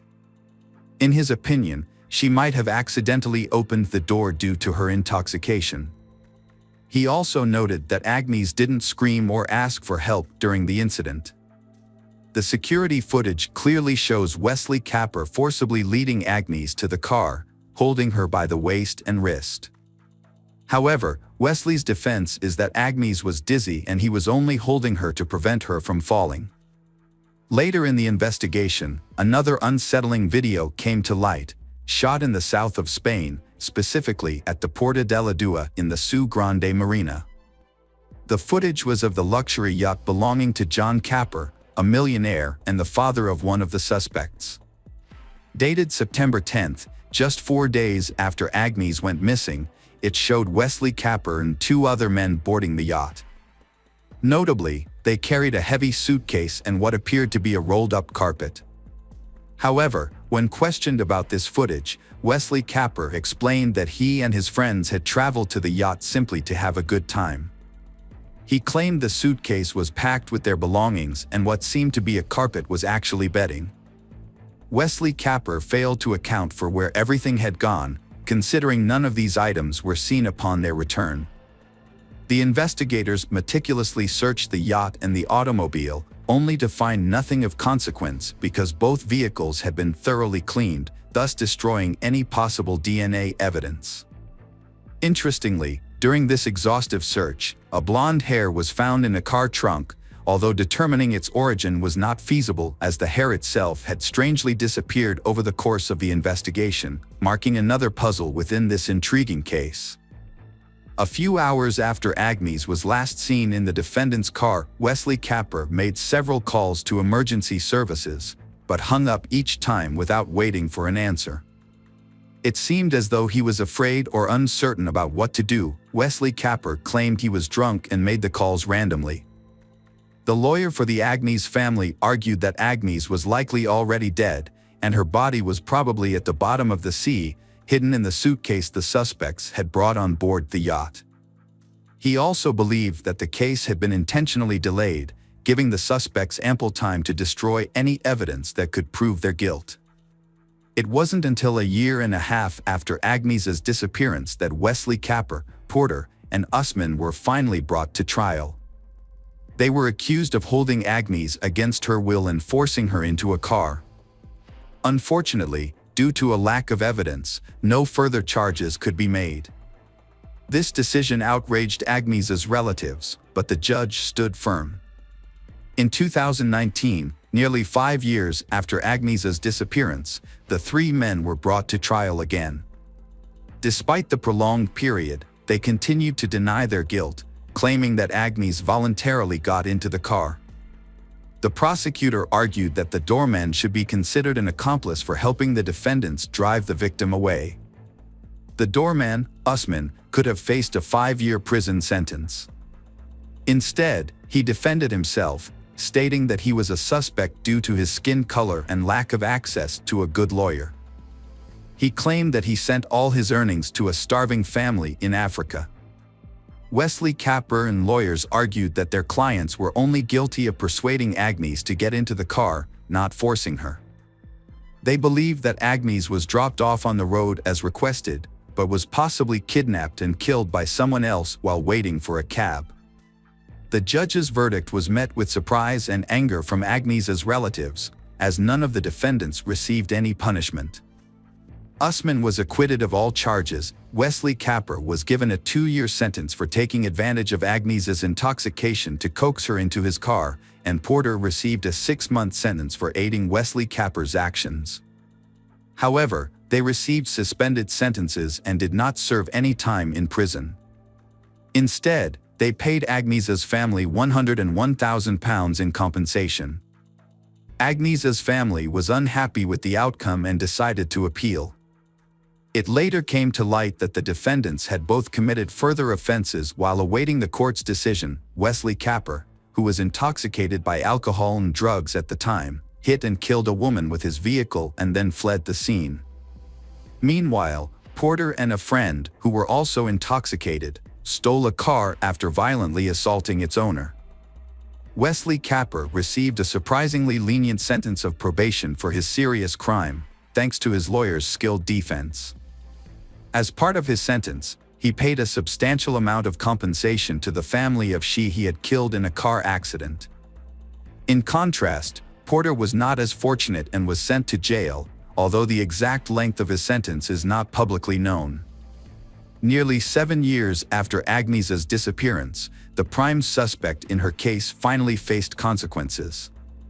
However, it wasn't the law that caught up with Wesley Capper, but his own destructive lifestyle. Years of substance abuse took a serious toll on his health. During the -19 pandemic, Capper was hospitalized, and after beginning to recover from the illness, he suffered a stroke. He passed away on July 26, 2021, at the age of 44. At that time, Agnieszka's parents appealed to the court again, but unfortunately, the suspect had since passed away and could no longer face prosecution. Despite this development, the case was still before the Supreme Court, although a new turn of events would arise 9 years later, long after Agnieszka's fate had been presumed, her body never found, alive or dead. Following this, her parents, sister Michael, and their lawyer converged on a plausible theory. It suggested that the perpetrators had likely disposed of Agnieszka's body in a suitcase that was secretly boarded on a yacht, eventually dropped in a distant, undisclosed part of the open ocean. In mid-June, a gardener at the exclusive Lida Golf Club in the Costa del Sol region discovered a mysterious object near the coast while cleaning the area. Upon closer inspection, the object turned out to be an old, badly damaged suitcase. The gardener did not attempt to open it and instead called the police. When law enforcement officers opened the suitcase, they found human remains inside. Further examination revealed that the remains belonged to she, approximately 25 to 35 years old at the time of her death. It was also determined that the suitcase had been submerged in water for around 10 years before washing up on the shore. Based on these findings, the police hypothesized that the remains might belong to Agnieszka, a woman who had gone missing 9 years ago. To confirm this theory, investigators are conducting DNA tests to compare Agnieszka's DNA with the remains found in the suitcase. Hello friends, welcome to our channel. Today we're going to take a look at another horrible case with you. The case of Rachel O'Reilly. Rachel O'Reilly was born in 1974 in County Dublin, Ireland. Her biological parents are unknown, but she was adopted at a young age by Rose and Jim Calley, who raised her along with their 4 other adopted children. Rachel was a responsible and driven child. She excelled in school, played sports, helped with household chores, and never caused any trouble. As she grew up, she became a sociable, open, and exceptionally kind person. She got along with everyone and avoided conflict whenever possible. As a teenager, Rachel was a skilled softball player, participating in numerous competitions and setting local records. Her closest relationship was with her adoptive mother, Rose, with whom she shared all her secrets and stayed in close touch even after she got married and had children of her own. Rachel decided to pursue a degree in marketing from a local university after completing high school. She also landed a job as a salesperson at a city department store and continued to play sports for a local team in her free time. Jo O'Reilly, born in 1972 in County Dublin, Joe grew up in a simple family as the second child of his parents, with an older sister. His parents instilled in him the value of hard work and self-reliance, not spoiling him or his sister. Joe was a tall and athletic boy who enjoyed playing softball. After high school, he chose to study advertising through correspondence and took a job as a manager at a department store. A few months later, Rachel would start working at the same store. Joe was 19 years old when he first met Rachel, who was just 17. He was immediately drawn to her and introduced himself, but despite being charmed by her bright smile and blonde hair, she refused to go on a date with him. Undeterred, Joe began to try to win her over, showering her with compliments and small gifts, such as flowers and chocolates, which he would leave at her workstation in the morning. However, no matter how hard he tried, Rachel remained unimpressed. The entire department store staff was entertained by Joe's attempts to get Rachel's attention, and it even became a running joke. Despite initial challenges, Joe persevered. He made an effort to read Rachel's favorite book, hoping to find common ground for conversation. However, it wasn't until he discovered her passion for softball that he made significant progress. Joe attended one of her games, joined in during practice, and showcased his skills on the field. As a result, the team won, and Rachel was finally impressed by his determination and athletic abilities. She agreed to go on a date with him, and their relationship began to blossom. As they spent more time together, Joe went to great lengths to prove his commitment and affection. He planned a surprise trip to Paris, a city he knew Rachel would love. In a romantic gesture, he proposed to her at the top of the Eiffel Tower. Rachel was overwhelmed by the surprise and happily accepted his proposal. She thought she had found her perfect match, a true prince who would make her happy for the rest of her life. A few years after their wedding, they had 2 sons. They moved to a peaceful and scenic area in Scotland, where they bought a spacious and cozy home, ideal for raising their children. After the birth of their first son, Rachel left her job to focus on taking care of her family. 2 years later, their second son was born, and Rachel dedicated herself to raising their children.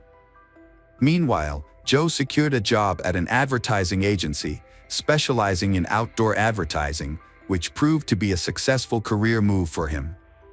Those who knew Joe personally described him as a confident, driven, and charming individual. At work, he demonstrated his responsibility, expertise, and attention to detail. As they grew older and started attending kindergarten, Rachel began working as a distributor for a popular cosmetics company and selling household goods to earn extra income. This job allowed her to interact more with her neighbors, who praised her as a wonderful mother and a kind, open person. Meanwhile, Joe became increasingly absent from home, only returning to sleep, shower, and change clothes. He attributed his absence to his demanding work schedule and an upcoming promotion he was eagerly anticipating. Rachel supported Joe as best she could, but as time passed, they started to drift apart, and their family relationships began to deteriorate significantly. A disturbing incident occurred in the summer of 2004 when an anonymous person sent a letter to Child Protective Services, falsely accusing Rachel of being a bad mother who mistreated her sons. In response, a special commission visited their home to investigate the allegations. Although the investigation found no evidence of wrongdoing, and relatives and neighbors described Rachel as a loving and caring mother, the malicious letter damaged her reputation. On the morning of Monday, October 4, 2004, the O'Reilly household began as usual. Joe, the father, left for work at dawn while his wife, Rachel, and their sons were still asleep. Throughout the day, Joe tried to contact Rachel by texting and calling her, but she didn't respond. He then called their home phone, but the answering machine picked up, and Joe left a worried message, asking Rachel to call him back as soon as possible. Later that afternoon, Joe received a call from the kindergarten teacher, informing him that Rachel had not arrived to pick up their sons, which was unusual. Joe then called his mother-in-law, Rose, to ask if she knew Rachel's whereabouts. When Rose said she didn't know, Joe asked her to check on their house and see if everything was okay. Meanwhile, Joe went to the kindergarten to pick up the children. When Rose arrived at the house, she found Rachel's car in the yard, indicating that Rachel was home. However, the house was dark and quiet, and Rose's calls went unanswered. As Rose entered the house, she was immediately struck by the scene of chaos before her. Cabinets and drawers were open, with their contents scattered all over the floor, giving the appearance of a robbery. Upon entering the bedroom, Rose's was met with a horrific sight. Rachel lay lifeless on the floor, surrounded by a massive pool of her own blood. The walls, furniture, and even the ceiling were splattered with blood, and Rachel's tangled, bloody hair partially concealed her skull.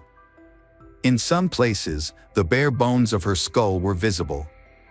Rose rushed to her daughter, hoping against hope that she was still alive and could be saved.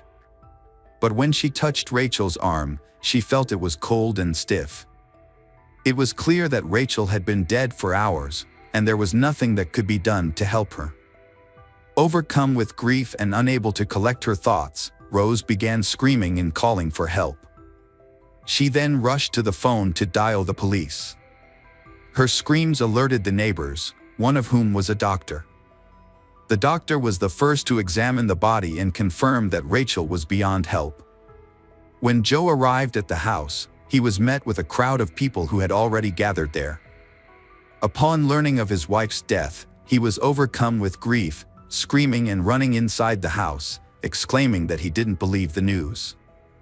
In the bedroom, he became hysterical beside his wife's body, crying and vowing to kill the person responsible for her murder. According to the police officers who responded to the scene, the crime was one of the most brutal they had ever encountered. The victim, Rachel, had been beaten to death with a heavy blunt object with incredible force. It appeared that she had been attacked from behind, as she showed no signs of having tried to resist or fight back. At first, the scene resembled a robbery, but the investigators' instincts suggested that the brutality of the attack indicated a personal motive or intense dislike. However, it was unclear who would have wanted to harm the Rachel, who was a mother of two. The detectives began by interviewing Rachel's family members and neighbors, who all confirmed that she was a friendly person with no known enemies or conflicts. None of the neighbors reported seeing or hearing anything suspicious on the day of the murder.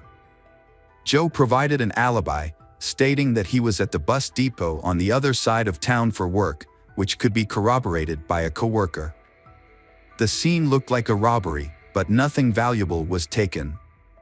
A 1,000 euro note was left untouched on the bedside table, and another stash of money was found in a kitchen cupboard, also untouched.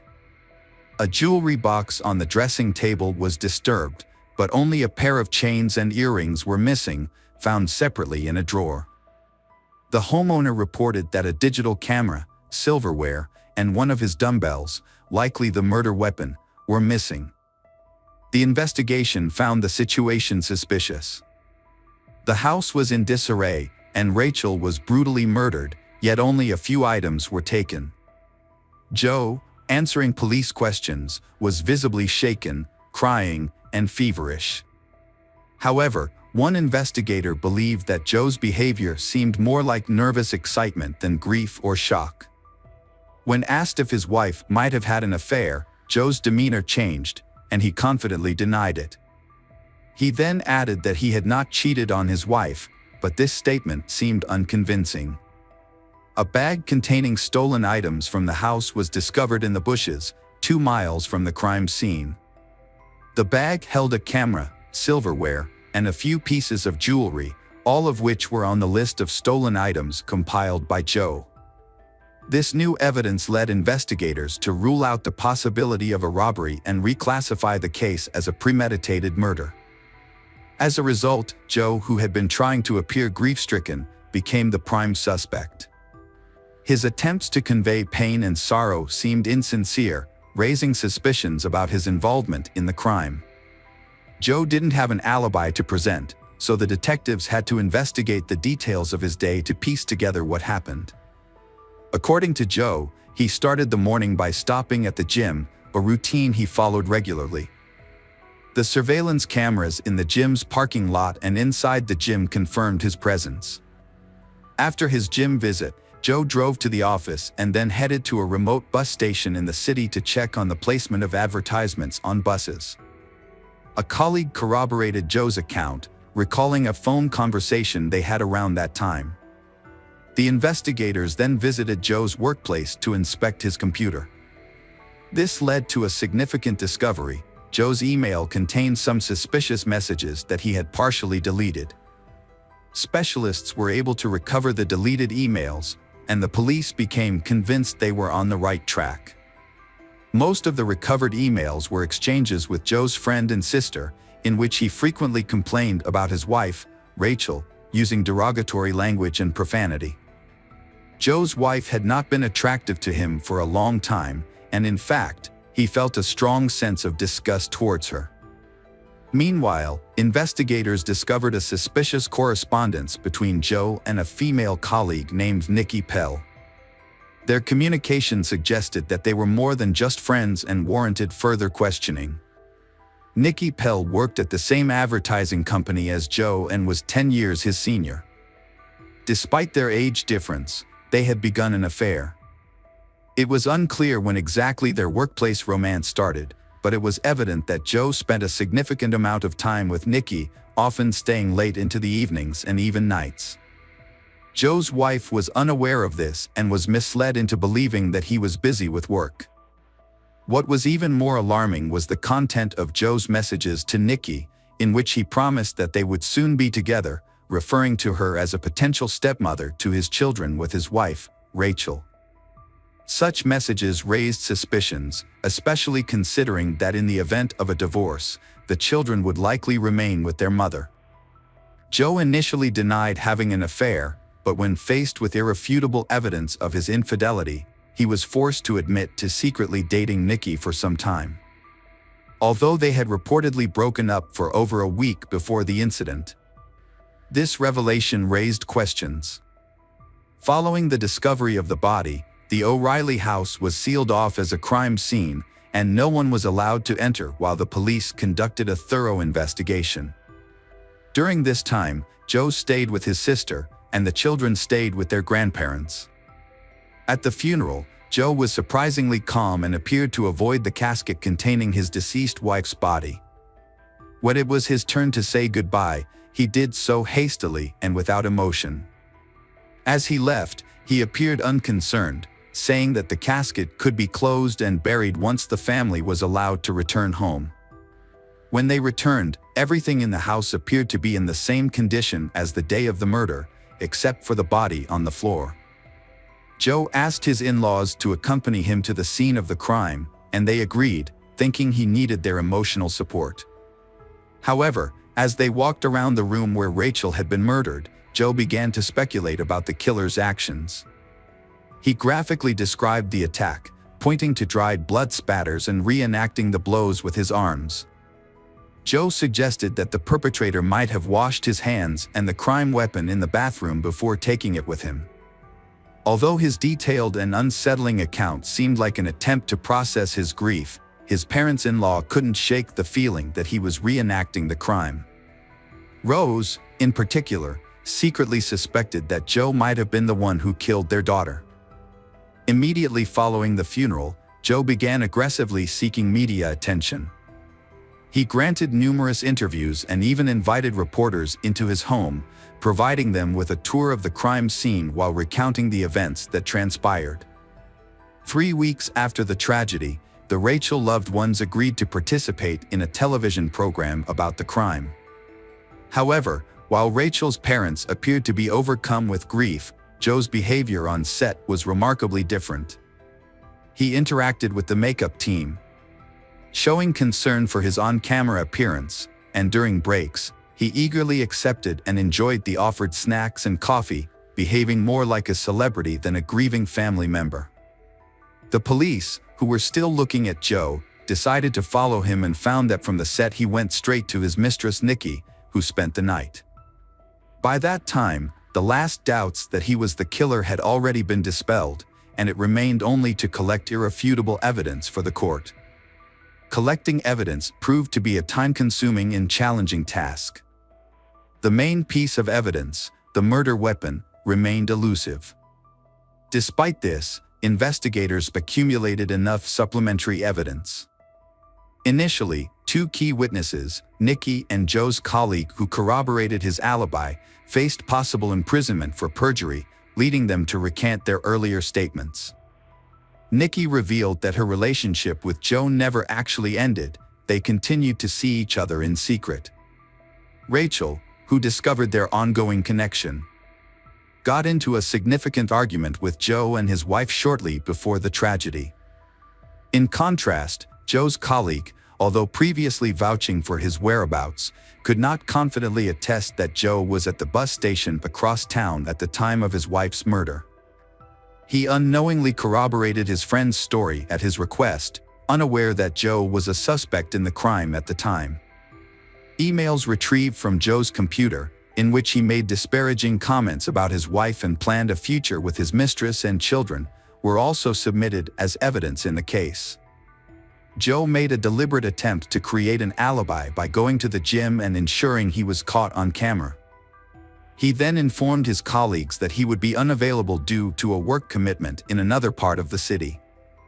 However, instead of going to the bus station as claimed, Joe went home, armed himself with a dumbbell, and hid in the bedroom, waiting for his wife to return from taking the children to kindergarten. He launched a surprise attack on her from behind, leaving her no opportunity to defend herself. After committing the crime, Joe, who later admitted his actions, cleaned the blood from himself and the murder weapon in the bathroom next to the bedroom. He then changed his clothes, scattered his belongings around the house to make it appear like a robbery had occurred, and headed to work. While on his way to the office, Joe got rid of the items he had taken, disposed of the bloody clothes and dumbbells, and made several attempts to cover his tracks by calling his wife's phone, sending her messages, and leaving voicemails asking her to call him back. At the office, Joe exhibited unusual behavior, appearing overly excited and showing signs of nervousness, as evident from his slightly shaking hands. Some of his colleagues noticed his unusual behavior and asked if he was okay, but Joe seemed flustered and, instead of responding, quickly retreated to his office. Shortly after, he received a call from the daycare center informing him that no one had picked up their boys. Instead of rushing home, Joe sent his mother-in-law to discover his daughter's disfigured body first.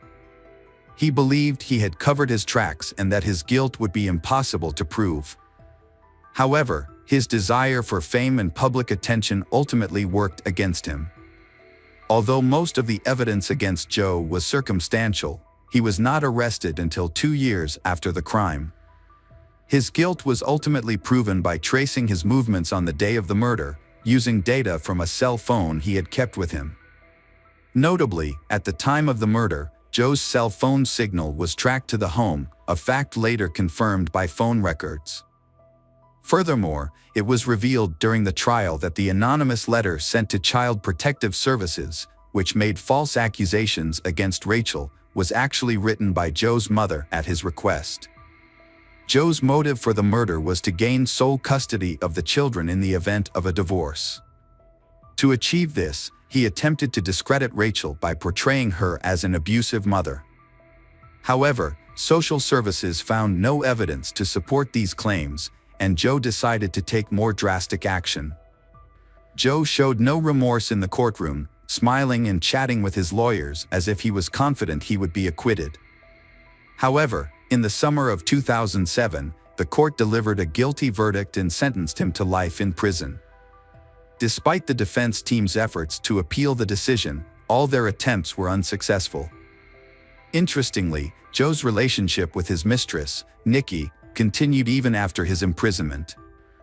She visited him regularly for many years, but they suddenly lost contact in 2022. Throughout his imprisonment, Joe has maintained his innocence and has been a model inmate, never causing any trouble. He hopes that this good behavior will eventually make him eligible for prison. Let's dive into another horrible case, the case of Brett Ryan. Brett Ryan grew up in Canada, in a large family with his parents, Bill and Susan. Bill works at the Toronto Star daily newspaper and spends time on his many interests, including sports, yoga, and psychology, which help balance family life. In addition, his wife, Susan, is able to manage the household, take care of the children, and keep their Toronto home clean. Passers-by often stop to admire the family's beautiful and blooming garden. Although Susan loved her sons equally, but Brett seemed to be less criticized because he was generally well-behaved. Brett was very clever at getting out of difficult situations, which gave the impression that he was a good boy, although this was not always the case. Brett was extremely popular in school, with everyone wanting to be his friend or at least be able to greet him by name, just like his older brothers. After high school, Brett attended university, driven by a desire to surpass his brother's achievements. To earn extra money, he placed an ad in the local newspaper, offering to paint houses and fences for Toronto residents. At first, his business was quite successful and Brett felt proud, especially with his first income.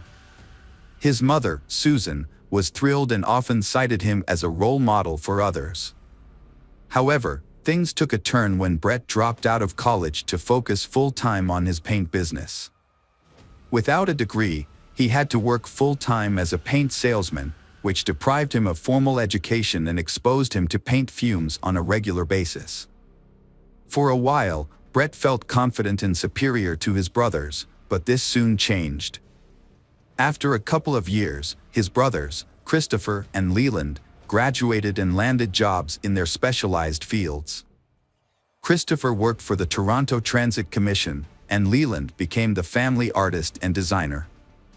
As they established their careers and moved out of their parents' home, Brett's power began to diminish significantly. To save money on rent, Brett continued to live with his parents and younger brother, who attended a school for gifted children. Brett's financial situation grew more dire over time. By 2007, when he turned 26, his debt had surged to more than $60,000. This burden led to depression, but despite his inner turmoil, Brett maintained a cheerful exterior, always willing to lend a helping hand and participate in volunteer work. His friends and acquaintances were unaware of the immense emotional pain he was hiding. Brett faced a severe situation on October 28, 2007.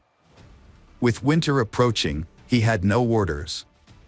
Left with no other choice, Brett wore his oldest clothes, including a hat, a long sweater his brother had given him and a long scarf his mother had knitted. It was the first time he had worn the scarf, but it was finally coming in handy. He wrapped it around his face, leaving only a narrow slit for his eyes, and headed for the bank that was on the outskirts of his neighborhood. Brett stood in line at the bank, holding a thick folder and favoring his right foot as he waited his turn. When the bank employee called him forward, he approached her and spoke in a hushed tone. He calmly informed her that he had a gun and urged her to remove all the cash from the register and hand it over to him. He warned her that if she didn't comply, he would start shooting, and she would be the first person he would harm. She, with trembling hands, handed him all the cash from the register. Brett quietly exited the building, careful not to draw the attention of the guardians. Once outside, Brett took off running. He counted the money he had stolen from the bank, but it wasn't much, just over $1,000. To pay off his debt, he calculated that he would need to rob about 60 more banks, a crazy idea, but to him it seemed like the only option. For the first few days, Brett was fearful that the police would somehow catch up with him, so he avoided going home. He told his mother he had a job in a neighboring town and spent his nights sleeping in his car. Periodically, Brett would sneak back to his house to check if there were any police cars staking out the area. Finding none, he felt reassured that he was in the clear. The first robbery was followed by a second, then a third, and a fourth. Each time, Brett changed his clothes, opting for second-hand or discarded items he found in the trash. He would burn the used clothes after each crime. Brett also bought a beard from a costume party store to further disguise himself. Brett committed a string of bank robberies in the Toronto area, and his distinctive beard made a lasting impression on the witnesses. His total intended theft across all instances never exceeded $3,000. Brett's luck ran out when police spotted his car on surveillance cameras and followed him home. They tracked his exact route, gathering details from various vehicles to prove his guilt. Further inquiries yielded little new information, so the authorities closely tracked a particular road in an attempt to shed light on the case. Their patience and hard work finally paid off. They found a potential lead. This person of interest, a bearded man, was found walking alone near a bank and was promptly detained by the officer for further investigation. Brett was under investigation for 7 months before being charged with robbery with a firearm, despite having a gun permit. Notably, he never actually carried a gun or any other weapon during the robberies. He didn't even bring a kitchen knife. Initially, he was charged with 19 counts, but after multiple appeals filed by him and his family, only 8 of those counts were upheld. Upon being given the opportunity to apply for parole, Brett submitted a petition. In it, he asked the authorities to consider the circumstances that led him to commit the crimes, including severe depression caused by 2 failed relationships and a significant amount of debt. He also reiterated that he had never intended to harm anyone during the robberies, as evidenced by his lack of weapons. His remarks were taken into account, but as a condition of his potential parole, he was required to undergo a session with a psychologist. The sessions had a positive impact on Brett. During his time in prison, he had lost touch with his family, but he took the initiative to reconnect with them. The positive changes in Brett were noticed by the commissioners, and on November 24, 2010, he was released from prison. However, the freedom he had fought so hard for turned out to be more challenging than he had anticipated.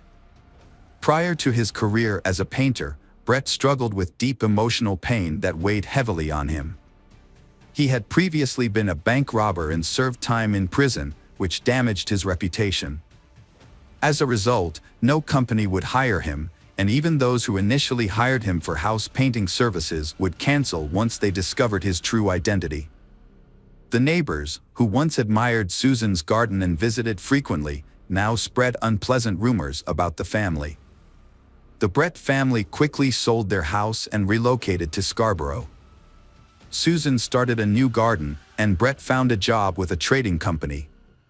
Although the pay was low, his parents helped him financially to rebuild his life and continue his university education.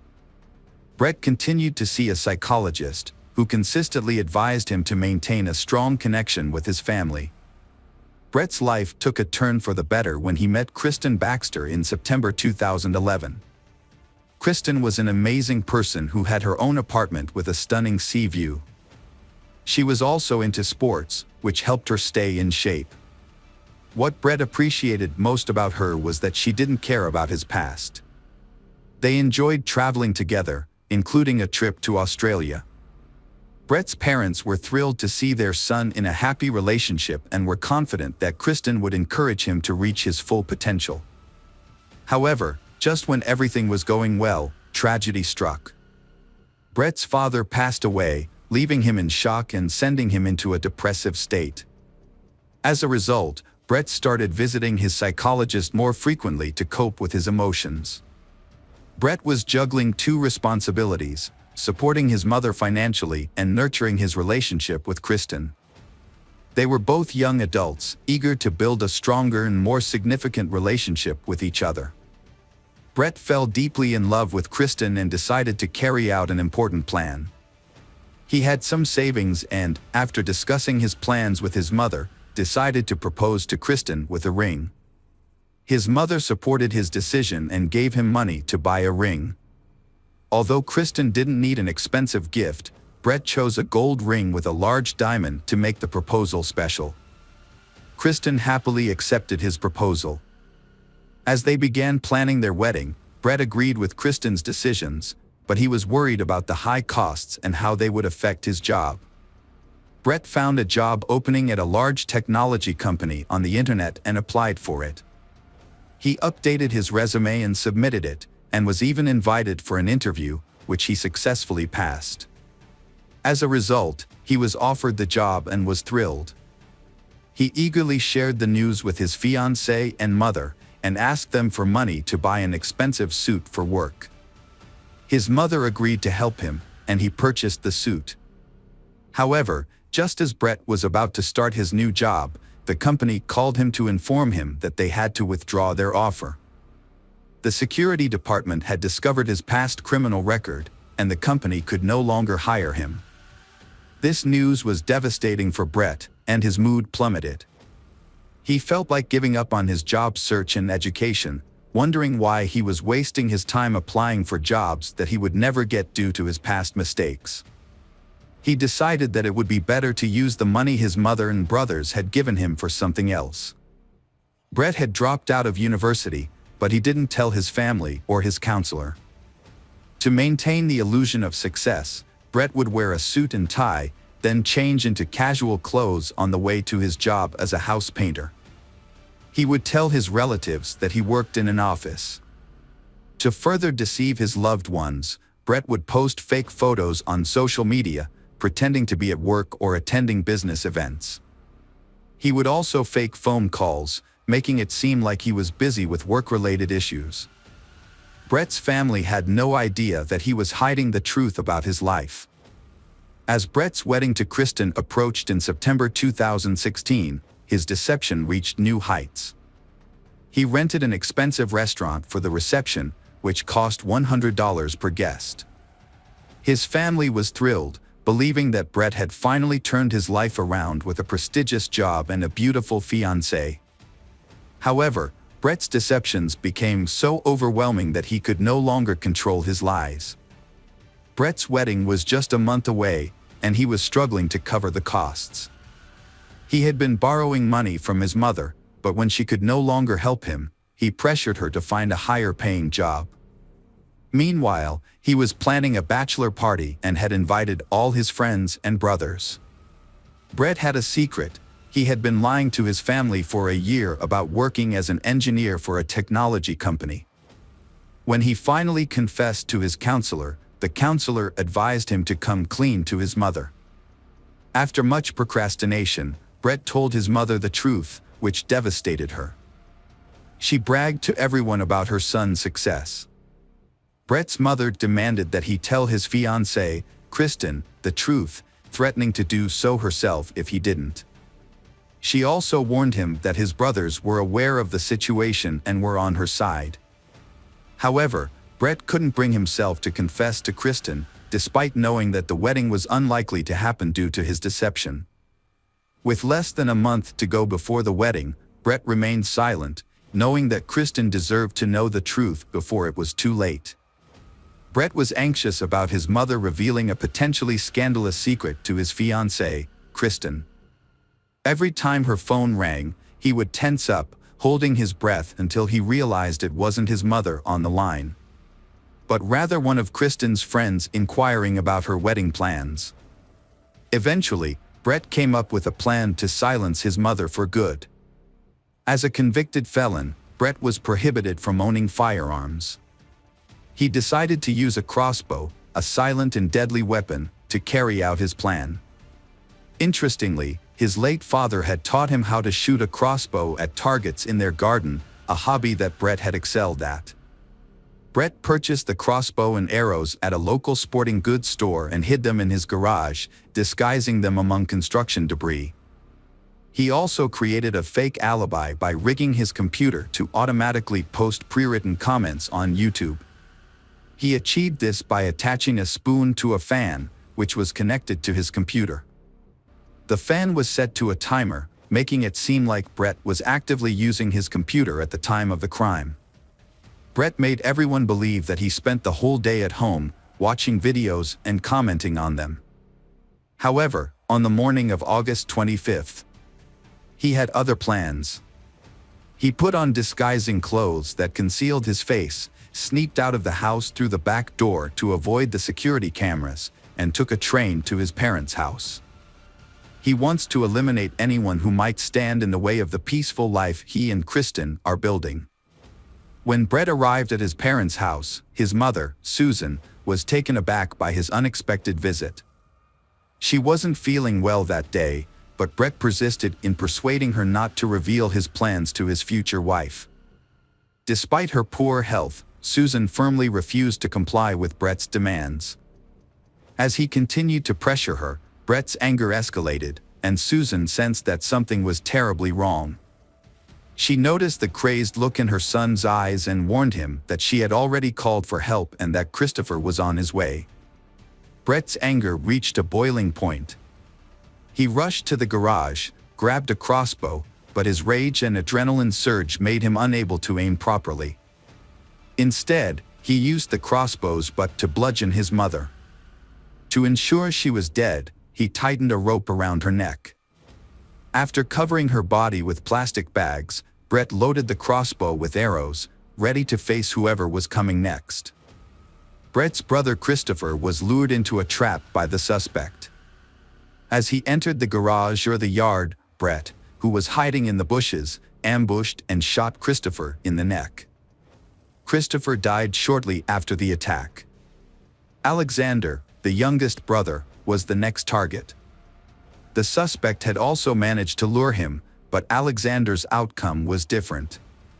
Shot in the neck with an arrow, Alexander was critically injured but didn't die instantly. He screamed and cried for help as the attack took place. Throughout this violence, Leland remained asleep on the second floor, oblivious to the crime happening nearby and to the identity of the perpetrator, who was also a family member. It was Alexander's screams that startled Leland out of sleep, ran downstairs, and stumbled upon the horrific scene of his brother Brett trying to strangle Alexander. A fight broke out between Leland and Brett, and Leland ended up in control, forcing Brett to back down. Leland immediately fled to a neighbor's house and called the police. With no means of escape, Brett remained in the house, realizing too late that his actions had disastrous consequences. In a desperate attempt to make amends, he composed a text message to Kristen, pleading for her forgiveness. Upon arriving at the scene, police officers found Brett, covered in blood, sitting beside his critically injured brother Alexander, who would later succumb to his injuries in the hospital. Brett voluntarily surrendered to the authorities, requesting to be handcuffed and taken into custody. During his confession, he revealed the location of his mother's body, hidden beneath packages in the garage, and acknowledged that she was beyond help. Brett admitted at the police station during the trial that he had not intended to kill Susan, but rather to scare her. In contrast, he had planned to kill Christopher and Alexander, who were witnesses to the crime. If they had not been present, they would still be alive. Brett attempted to justify his actions by citing his struggles with depression, but this did not lead to a more lenient sentence. Despite Brett's cooperation with the investigation and his voluntary confession, the judge imposed 3 life sentences, 1 for each murder. Brett will be eligible for parole in 2041. Leland, the sole survivor of the incident, has refused to speak to reporters, but he is well known in Toronto as the one who narrowly escaped the carnage. Let's dive into another horrible case, the case of Fusako Sano. Nobuyuki was born on July 15, 1962, in the Japanese prefecture of Niigata. He grew up in a wealthy family. His family's business, related to passenger transportation, was very successful, thanks to his 62-year-old father. Nobuyuki was a late child, with 5 half-siblings from his father's previous marriage. However, he is not really close to them. As a result, he grew up to be a spoiled and demanding child who always expected to get his own way, immediately. Nobuyuki often becomes aggressive when his expectations are not met in a timely manner. One notable incident occurred. He threw a tantrum in a store, punching his mother when she refused to buy him another toy. Nobuyuki struggled to form relationships with his peers due to his complicated and sometimes unusual behavior. He was also self-conscious about his height, which often caused him to hunch over. This behavior caused his classmates to tease him and give him unflattering nicknames. Despite this, Nobuyuki's family resided in a luxurious two-story European-style house, which featured a spacious room specifically designed for him. The boy was uncomfortable in the room, fidgeting and expressing fear of being alone. This behavior led his parents to take him to see a doctor. After an initial review, he was referred to a psychiatrist who diagnosed him with multiple disorders, a fear of the dark, a fear of germs and dirt, and a unique of autophobia, fear of loneliness, sociophobia, anxiety related to social interactions. Essentially, he feared both being alone and being around others. As a result, he became a loner in high school, never forming close relationships with classmates, and never having a girlfriend despite his attractive appearance. His peers avoided him, and he became an outcast. The only people he felt comfortable expressing his anger and frustration to were his elderly parents, who forgave him and tried to calm him down with gifts and money. As an adult, he struggled to hold down a job. He frequently got into conflicts with colleagues, neglected his responsibilities, and would often leave work in the middle of the day for no good reason, such as when it was raining and he felt sad.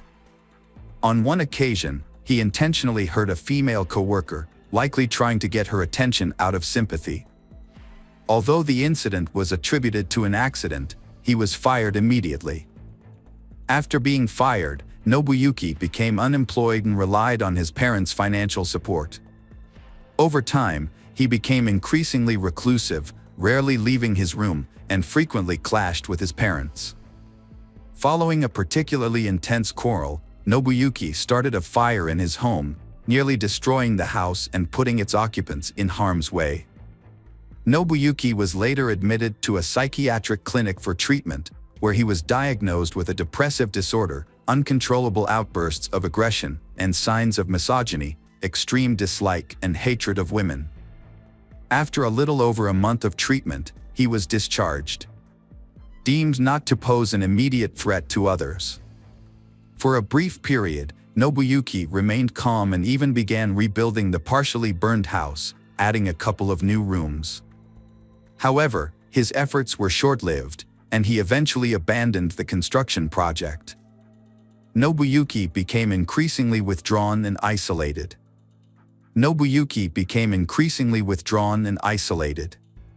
He spent most of his time in his room, watching TV. He not only forbade his parents from entering his room, but also the second floor of the house. If they tried to cross this boundary, he would violently lash out at them, punching and threatening to kill them.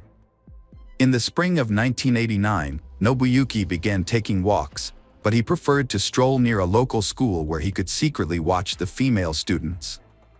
At first, he kept his distance and tried not to communicate with anyone. However, one day, he suddenly grabbed a young girl, who was only 9 years old, and threw her over his shoulder as she was leaving the school gate. He then ran to his car, which was parked nearby. The other children immediately screamed for help, and a school security guard and bystanders quickly intervened, rescuing Shi and detaining Nobuyuki until the police arrived. Nobuyuki was unable to explain why he attacked Shi, and it was clear that he had intended to commit a violent and unlawful act against a minor. As a result, he was charged with attempting to commit a violent crime against a child. Nobuyuki Sato avoided a long prison sentence thanks to his father's connections and wealth. In August, Nobuyuki was given a year's probation despite his heinous crime. Shortly thereafter, his name was mysteriously removed from the criminal prosecution database, allegedly due to his father's intervention. However, Nobuyuki's father died shortly after his son's case, dying of a heart attack. Nobuyuki was left with overwhelming shame and guilt for his father's sacrifices and efforts to cover up his crime. After the failure of his first kidnapping attempt, Nobuyuki, 28 years old, tried again a year and a half later. This time, he carefully planned the crime and remained under the police radar for an extended period.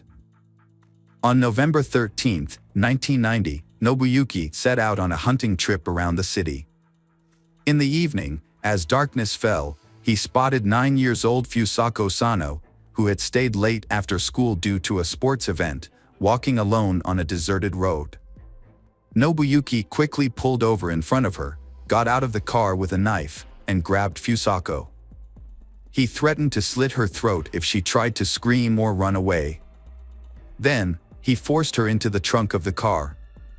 After driving for a while, he turned into a vacant lot, where he tied Fusako's hands and feet and covered her mouth with tape. When night fell, Nobuyuki drove to his house and took Fusako out of the trunk.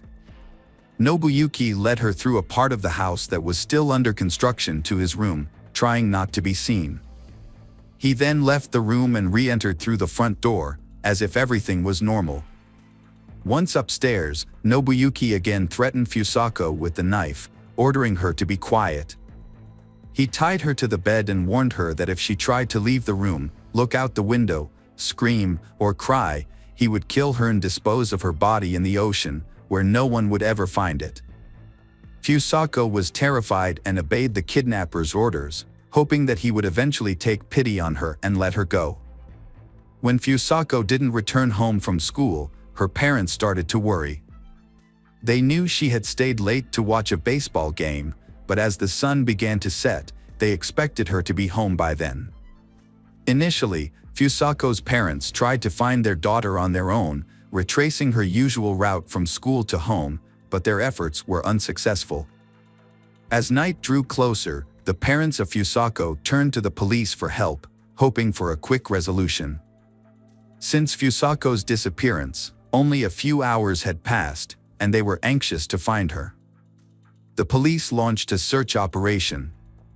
And by the next morning, they were joined by dozens of volunteers from the local community. The following day, the search party grew to over 200 people, who combed the area, distributed flyers with Fusako's photo, and interviewed passers-by in search of witnesses. Notably, Nobuyuki lived close to Fusako's school and the police station. He had previously attempted to kidnap Fusako, which had brought him to the attention of the police. However, despite this, Nobuyuki was not considered a suspect in the case, thanks to the efforts of his late father. A large-scale search operation was initiated to locate Fusako Sano, a Japanese schoolgirl who had disappeared. The search lasted for many months, covering numerous locations such as empty buildings, houses, railroad cars, and vacant lots. Investigators also searched suspicious vehicles and combed through interstate highways, but found no clues. As the investigation continued, authorities considered various theories, including the possibility of involvement by North Korean special services. However, despite their efforts, the search was unsuccessful, and Fusako remained missing. Fusako later revealed that she was terrified during her captivity and followed Nobuyuki's instructions in the hope that he would eventually release her. However, her captor, Nobuyuki, had no intention of letting her go. For several months, he kept her bound with tight restraints that impaired her blood flow and caused her to lose sensation in her limbs. If she disobeyed or made a sound, he would punish her with a stun gun, beat her, or threaten her with a knife. Notably, Nobuyuki never assaulted Fusako in a sexual manner during her captivity. Instead, he treated her more like a possession or a pet, using her as a means of companionship and conversation. Nobuyuki kept Fusako captive, feeding her a meager diet of food prepared by his mother. As a result, Fusako became severely malnourished and weakened. He restricted her to her bed, forcing her to use plastic bags as a toilet, which he would then dispose of in an unfinished part of the house. Once a month, he would bathe her in a basin, cut her hair and nails, and dress her in his own worn-out clothes. Despite her compliance, Nobuyuki would regularly beat her for his own amusement. Over time, Fusako's spirit was broken, and she became submissive, no longer attempting to escape or even look out the window. As the years passed, Nobuyuki stopped bothering to physically restrain Fusako, and didn't even think to lock the door when he stepped out. He would simply cover her with blankets or towels. Occasionally, he would turn on the radio or watch TV with her, but only to programs that interested him, such as Scottish or sports matches. He also brought her comic books, which he enjoyed himself. These were the only things Fusako had to read during her confinement. For nearly a decade, Fusako was isolated, never speaking to anyone else or leaving her room. She remained in bed most of the time, hardly moving or trying to resist her situation. Fusako had become so resigned to her fate that she no longer attempted to escape or call for help. Nobuyuki's mother lived in fear of her son's violence. For years, she had avoided the second-floor room because Nobuyuki had threatened her with violence. This was not an idle warning, as Nobuyuki actually pushed her down the stairs when she tried to enter the room. She retired in 1996 at the age of 73, and her circumstances became extremely difficult. Nobuyuki regularly abused her, forcing her to follow his rules. Desperate for help, she went to the police in the spring of 1996 and filed a report, stating that she was a victim of domestic violence at the hands of her son. However, the police seemed reluctant to intervene and persuaded her to withdraw her statement, advising her to handle the situation on her own. She also sought help from a public health center, complaining about her son's aggressive behavior and requesting that he be hospitalized for psychiatric evaluation. Her concerns were ignored, and she was told her son's actions were not worth worrying about. Instead, she was advised to encourage him to seek help voluntarily. In January 2000, the elderly woman, exhausted from years of physical and emotional abuse, made a desperate call for help. She contacted the hospital and the police, requesting that they send the medical team and officers to her home. Her reason for calling was that her son, Nobuyuki, had brutally beaten her again, tied her up, and used a taser on her multiple times. Authorities finally responded to she's pleas for help and arrived at her house. When the ambulance and police car appeared, Nobuyuki became visibly agitated, aggressive, and resistant.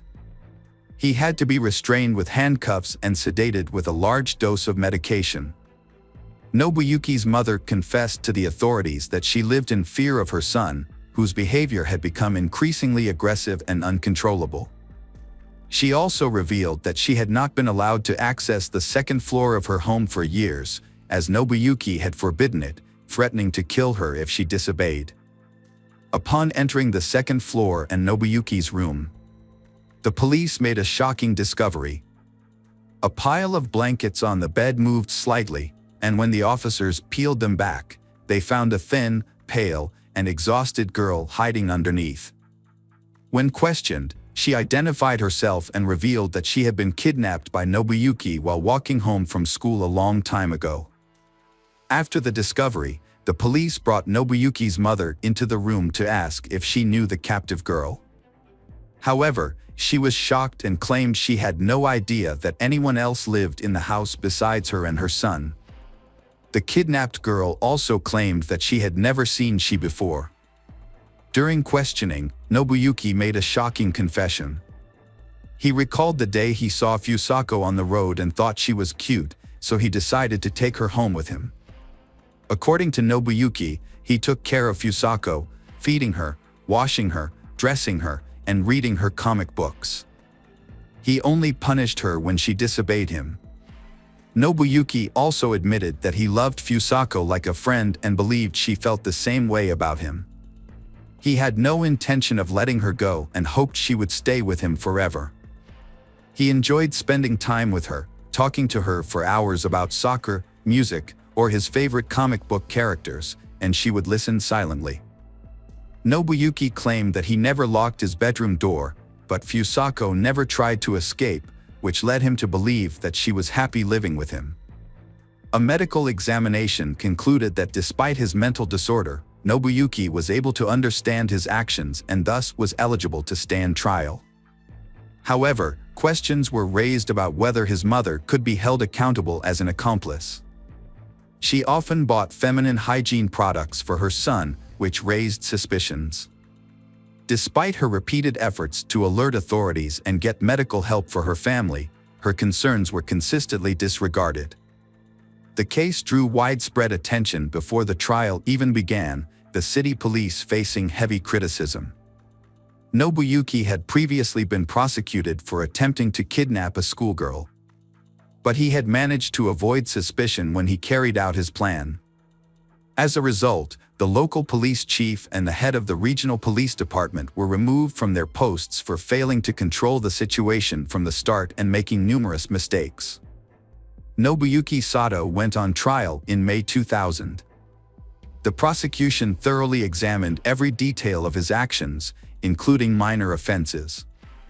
Nobuyuki was found guilty and sentenced to 14 years in prison, the maximum term. He was released in the spring of 2015 after serving his sentence.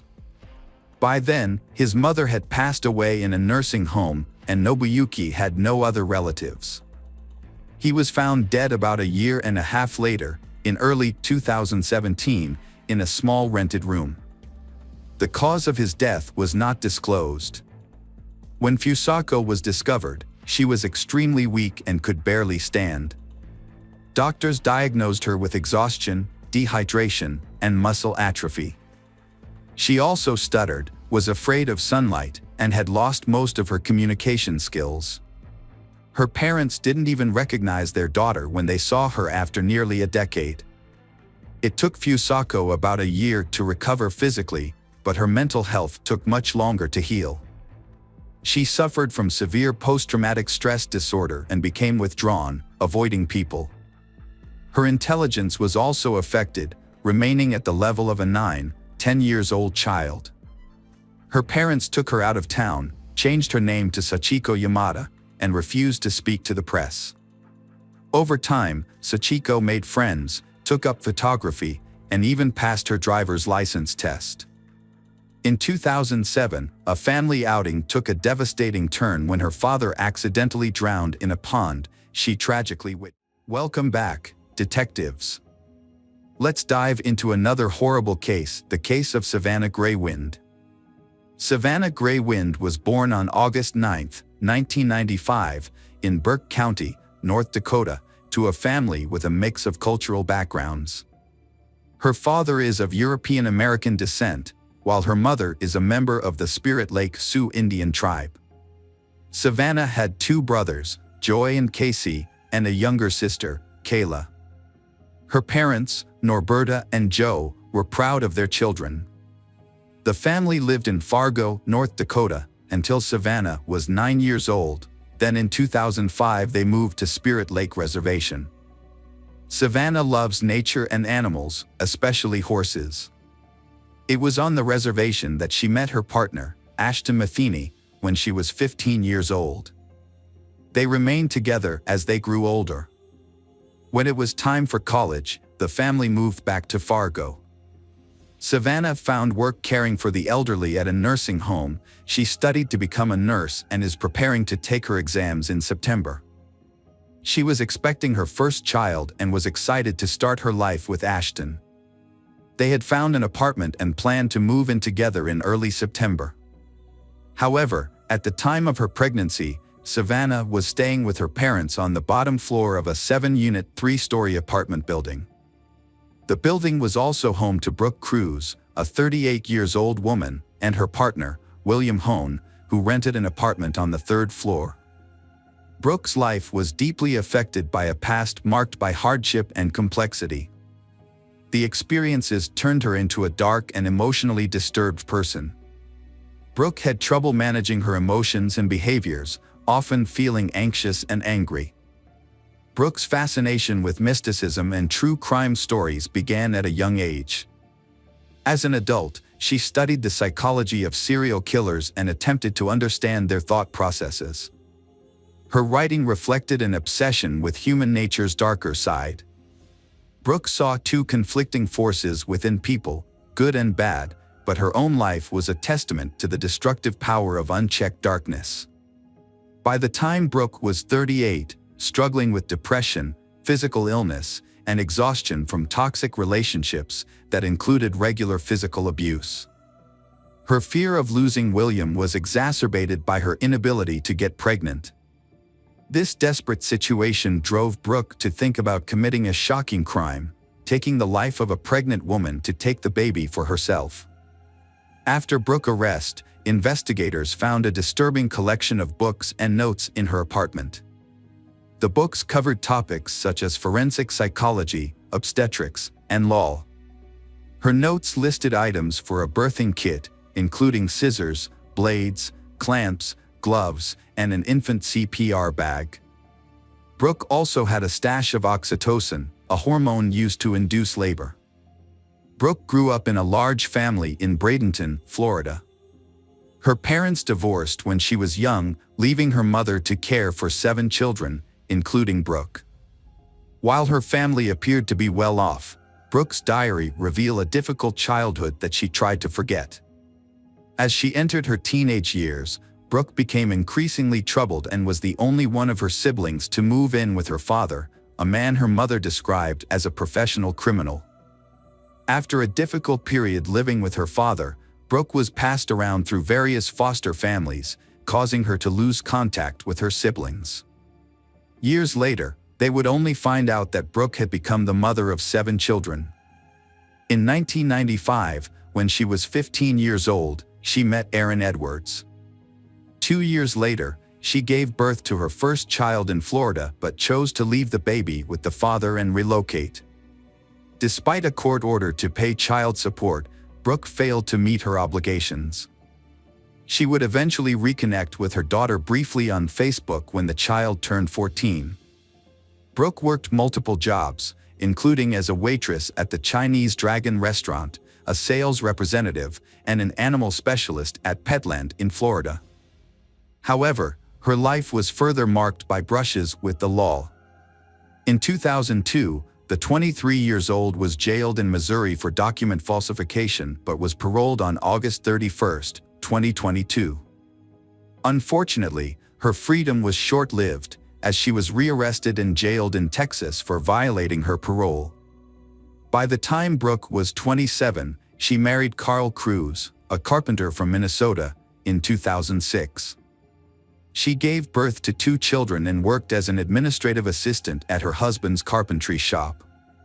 However, Brooke had an affair, which ultimately led to their divorce in June 2009. Carl Cruz gained custody of their children, and Brooke moved to California without explanation. The only thing she did carefully and diligently throughout her life was to keep diaries, meticulously recording events as they unfolded. After a terrible crime has occurred, the diary was published in the press. The diary told of a string of lovers, home births, and abortions. At first, many of these relationships seem healthy and loving. However, over time, the men in her life begin to control her by making her feel inferior. Brooke felt that Carl Cruz bullied and humiliated her, making her feel like a bad and promiscuous mother. Despite these negative feelings, after moving to California and filing for divorce, Brooke surprisingly returned to Carl Cruz's house. She then registered on a dating website and started taking psychology classes seriously. Brooke met Andrew Murray, a chef from Katoomba, New South Wales, Australia, on the dating site Tagged. Brooke decided to move to Australia to be with Andrew.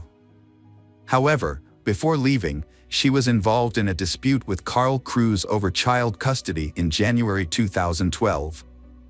During the argument, she grabbed a knife and attacked Carl Cruz. The police arrested her and charged her. Although she denied the allegations, she chose not to wait for her court hearing and instead fled to Australia using false immigration documents. Once there, she married Andrew. Andrew's marriage to Brooke lasted only 6 months.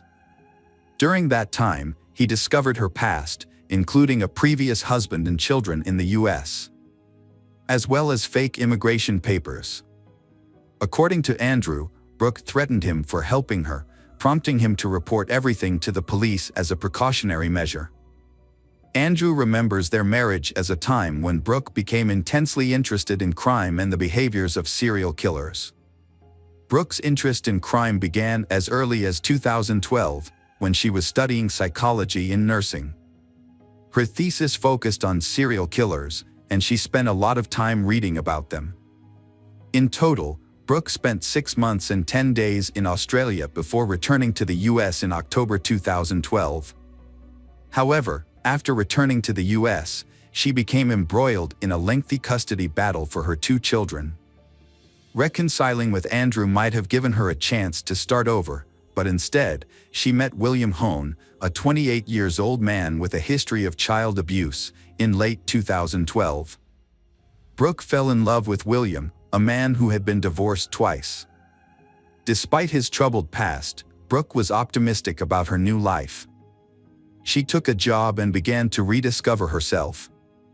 In 2013, Brooke decided to pursue a degree at Minnesota State University, enrolling in courses such as social behavior, psychology of deviant behavior, and research methods. She was particularly drawn to the psychology of serial killers, and her paper on the subject earned her top marks. Brooke's relationship with William was loving and kind at first, creating a peaceful home for their children. However, over time, the relationship became codependent, marked by joint substance abuse, and the problem is getting more and more tense. As Brooke's relationship deteriorated, her well-being suffered. She began to withdraw from her children, struggled in her job, and became increasingly fixated on her research into the darker aspects of human psychology. In 2014, Brooke's life and spirit changed dramatically after a series of terrible things happened to her. The specifics of these things are not disclosed, but they appear to have had a profound and lasting impact on her mental health. Brooke suffered a panic attack and was rushed to the hospital, where she was diagnosed with post-traumatic stress disorder. In the following year, Brooke's relationship with William began to deteriorate. She expressed her feelings of emptiness in her diary. She felt neglected, which led to her started to isolate herself from others. Brooke's physical and mental health continued to decline, and she was eventually diagnosed with a gallbladder disease. This led to a significant decline in her overall well-being, causing her to become reclusive and rarely leave her house. The situation took a turn for the worse when Brooke's partner, William, became violent. In May 2016, the police responded to a call and found that William had brutally beaten Brooke in the bathroom. He pleaded guilty to assault and was banned from approaching her. However, he failed to comply with the restraining order and was found in Brooke's apartment 6 months later. The relationship between Brooke and William continued, but it was no longer healthy. However, one issue remained: William wanted a child, while Brooke was unable to have one due to a 2011 abortion. In 2017, after a fight, Brooke fabricated a pregnancy to prevent William from leaving her. To convince him, she sent him fake proof, including a false ultrasound picture and a photo of a positive pregnancy test. Brooke found an online recording of a random baby's heartbeat and presented it to William, claiming it was the heartbeat of the child she carrying. In reality, there was no pregnancy. William had already shared with friends and family that Brooke was pregnant, and in an attempt to save face, he pressured her to actually have the baby. Brooke understood William's statement as a final decision and thought he was insisting that they adopt a child from someone else, specifically their pregnant neighbor Savannah, who lived 3 floors below them. Brooke, who had medical knowledge, began making a list of what she needed to induce labor. One Saturday afternoon in August, Brooke deceived Savannah by offering her $20 to model a dress, claiming it was one she was currently sewing. Savannah agrees and goes to Brooke's apartment, unaware of Brooke's true intentions. Meanwhile, Savannah had ordered a pizza, expecting to eat it when she returned home.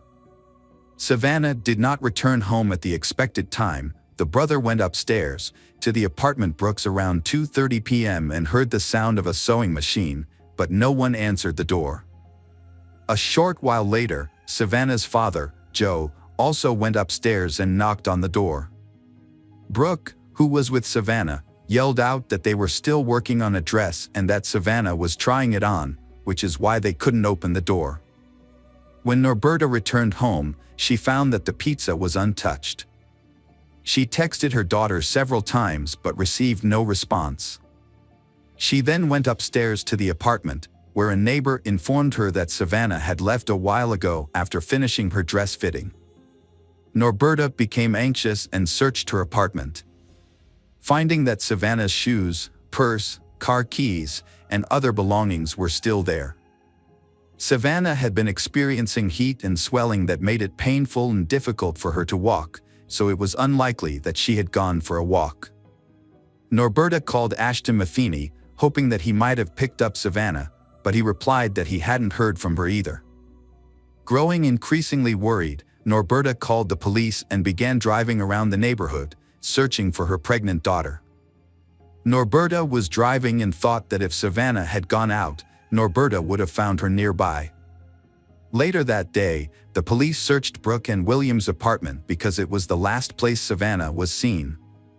They allowed the police to enter and didn't interfere, but since the police didn't have a warrant, they didn't check inside closets or behind closed doors. The police informed Savannah's family that since she was considered an adult, she had the right to make her own choices. They also stated that without evidence of a crime, there was no requirement for them to keep the family updated on her situation. The investigators concluded that Savannah had left voluntarily.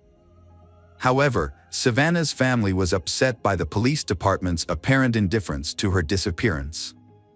The police searched the apartment 2 more times but found nothing. Later, William would admit that he hid Savannah infant in a suitcase and Savannah's body in a dresser with the shelves removed. 2 days after Savannah's murder, William and Brooke drove to a bridge over the Red River, carrying the dresser with Savannah's body, and dumped it into the water. On August 23, 2017, William's co-workers reported to police that he had mentioned having a baby at home. Around the same time, residents of the apartment building where Williams lived hearing a baby crying from apartment number 5, prompting them to notify the police. With this new information, officers obtained a warrant and conducted a thorough search of the apartment, where they found a live newborn baby girl. Brooke later revealed that Savannah had given her the baby. According to Brooke, Savannah had given birth to the baby just 2 days after she went missing. Savannah had confided in Brooke that she didn't want the baby and had asked for Brooke help in inducing labor. 2 days later, at 3 a.m., Savannah arrived at Brooke's home with the baby in her arms and handed the infant over to her. After Savannah was reported missing, the police took her baby into temporary custody. A few days later, a DNA test confirmed the baby's parentage, and Savannah's daughter was reunited with her father for 3 more days.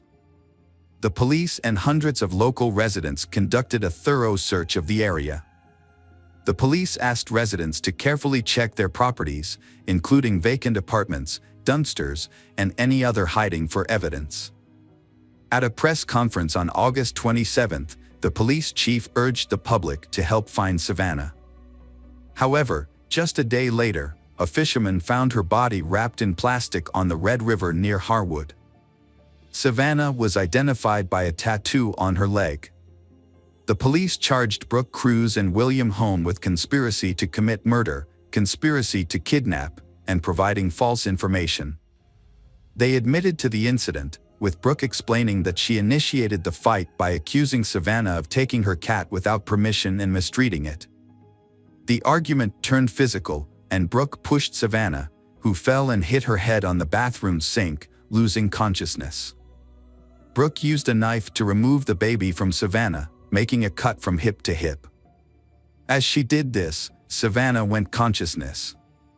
When questioned, Brooke confirmed that William was not aware of the plan beforehand.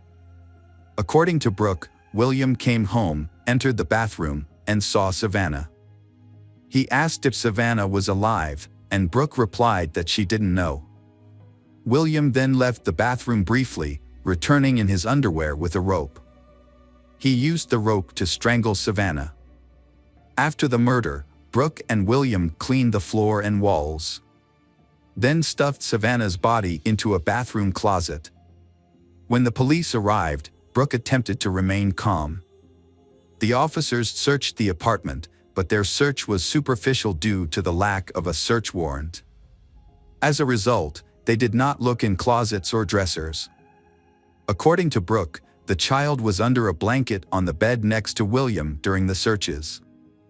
The child was calm and did not cry, so the child was not discovered. By the time of the third inspection on August 20th, Savannah's body had been moved to a dresser, and the infant was hidden in a suitcase. On August 21st, Brooke and William disposed of a dresser by taking it down the stairs, loading it into their Jeep Cherokee, and driving it to the river. William denied participating in the crime, but admitted to hiding a newborn baby girl and providing false information to police to cover up the crime. Both Brooke and William were set a bail of $2 million, which William thought was an unrealistic amount. Brooke was later sentenced to life in prison without the possibility of parole. Although William's participation in the crime was not proven during the trial, he was found guilty of kidnapping and sentenced to life in prison after pleading guilty. A cellmate of Brooke's, Jennifer Robinson, testified against Brooke, claiming that Brooke had confessed to strangling Savannah with a rope after discovering Savannah's affair with William. In May 2019, William was sent to prison. On October 7, 2019, he appealed to the Supreme Court. After a review of his sentence, Judge Olin, who had originally given William a life sentence, decided to give him the longest possible sentence allowed at the time, which was 20 years in prison. Since William had already spent 775 days in prison, he would have to serve more than 7 additional years. Savannah's baby, Hasley, is now 6 years old and attending kindergarten. The Savannah's parents regularly post updates on their public Facebook page about their granddaughter's life.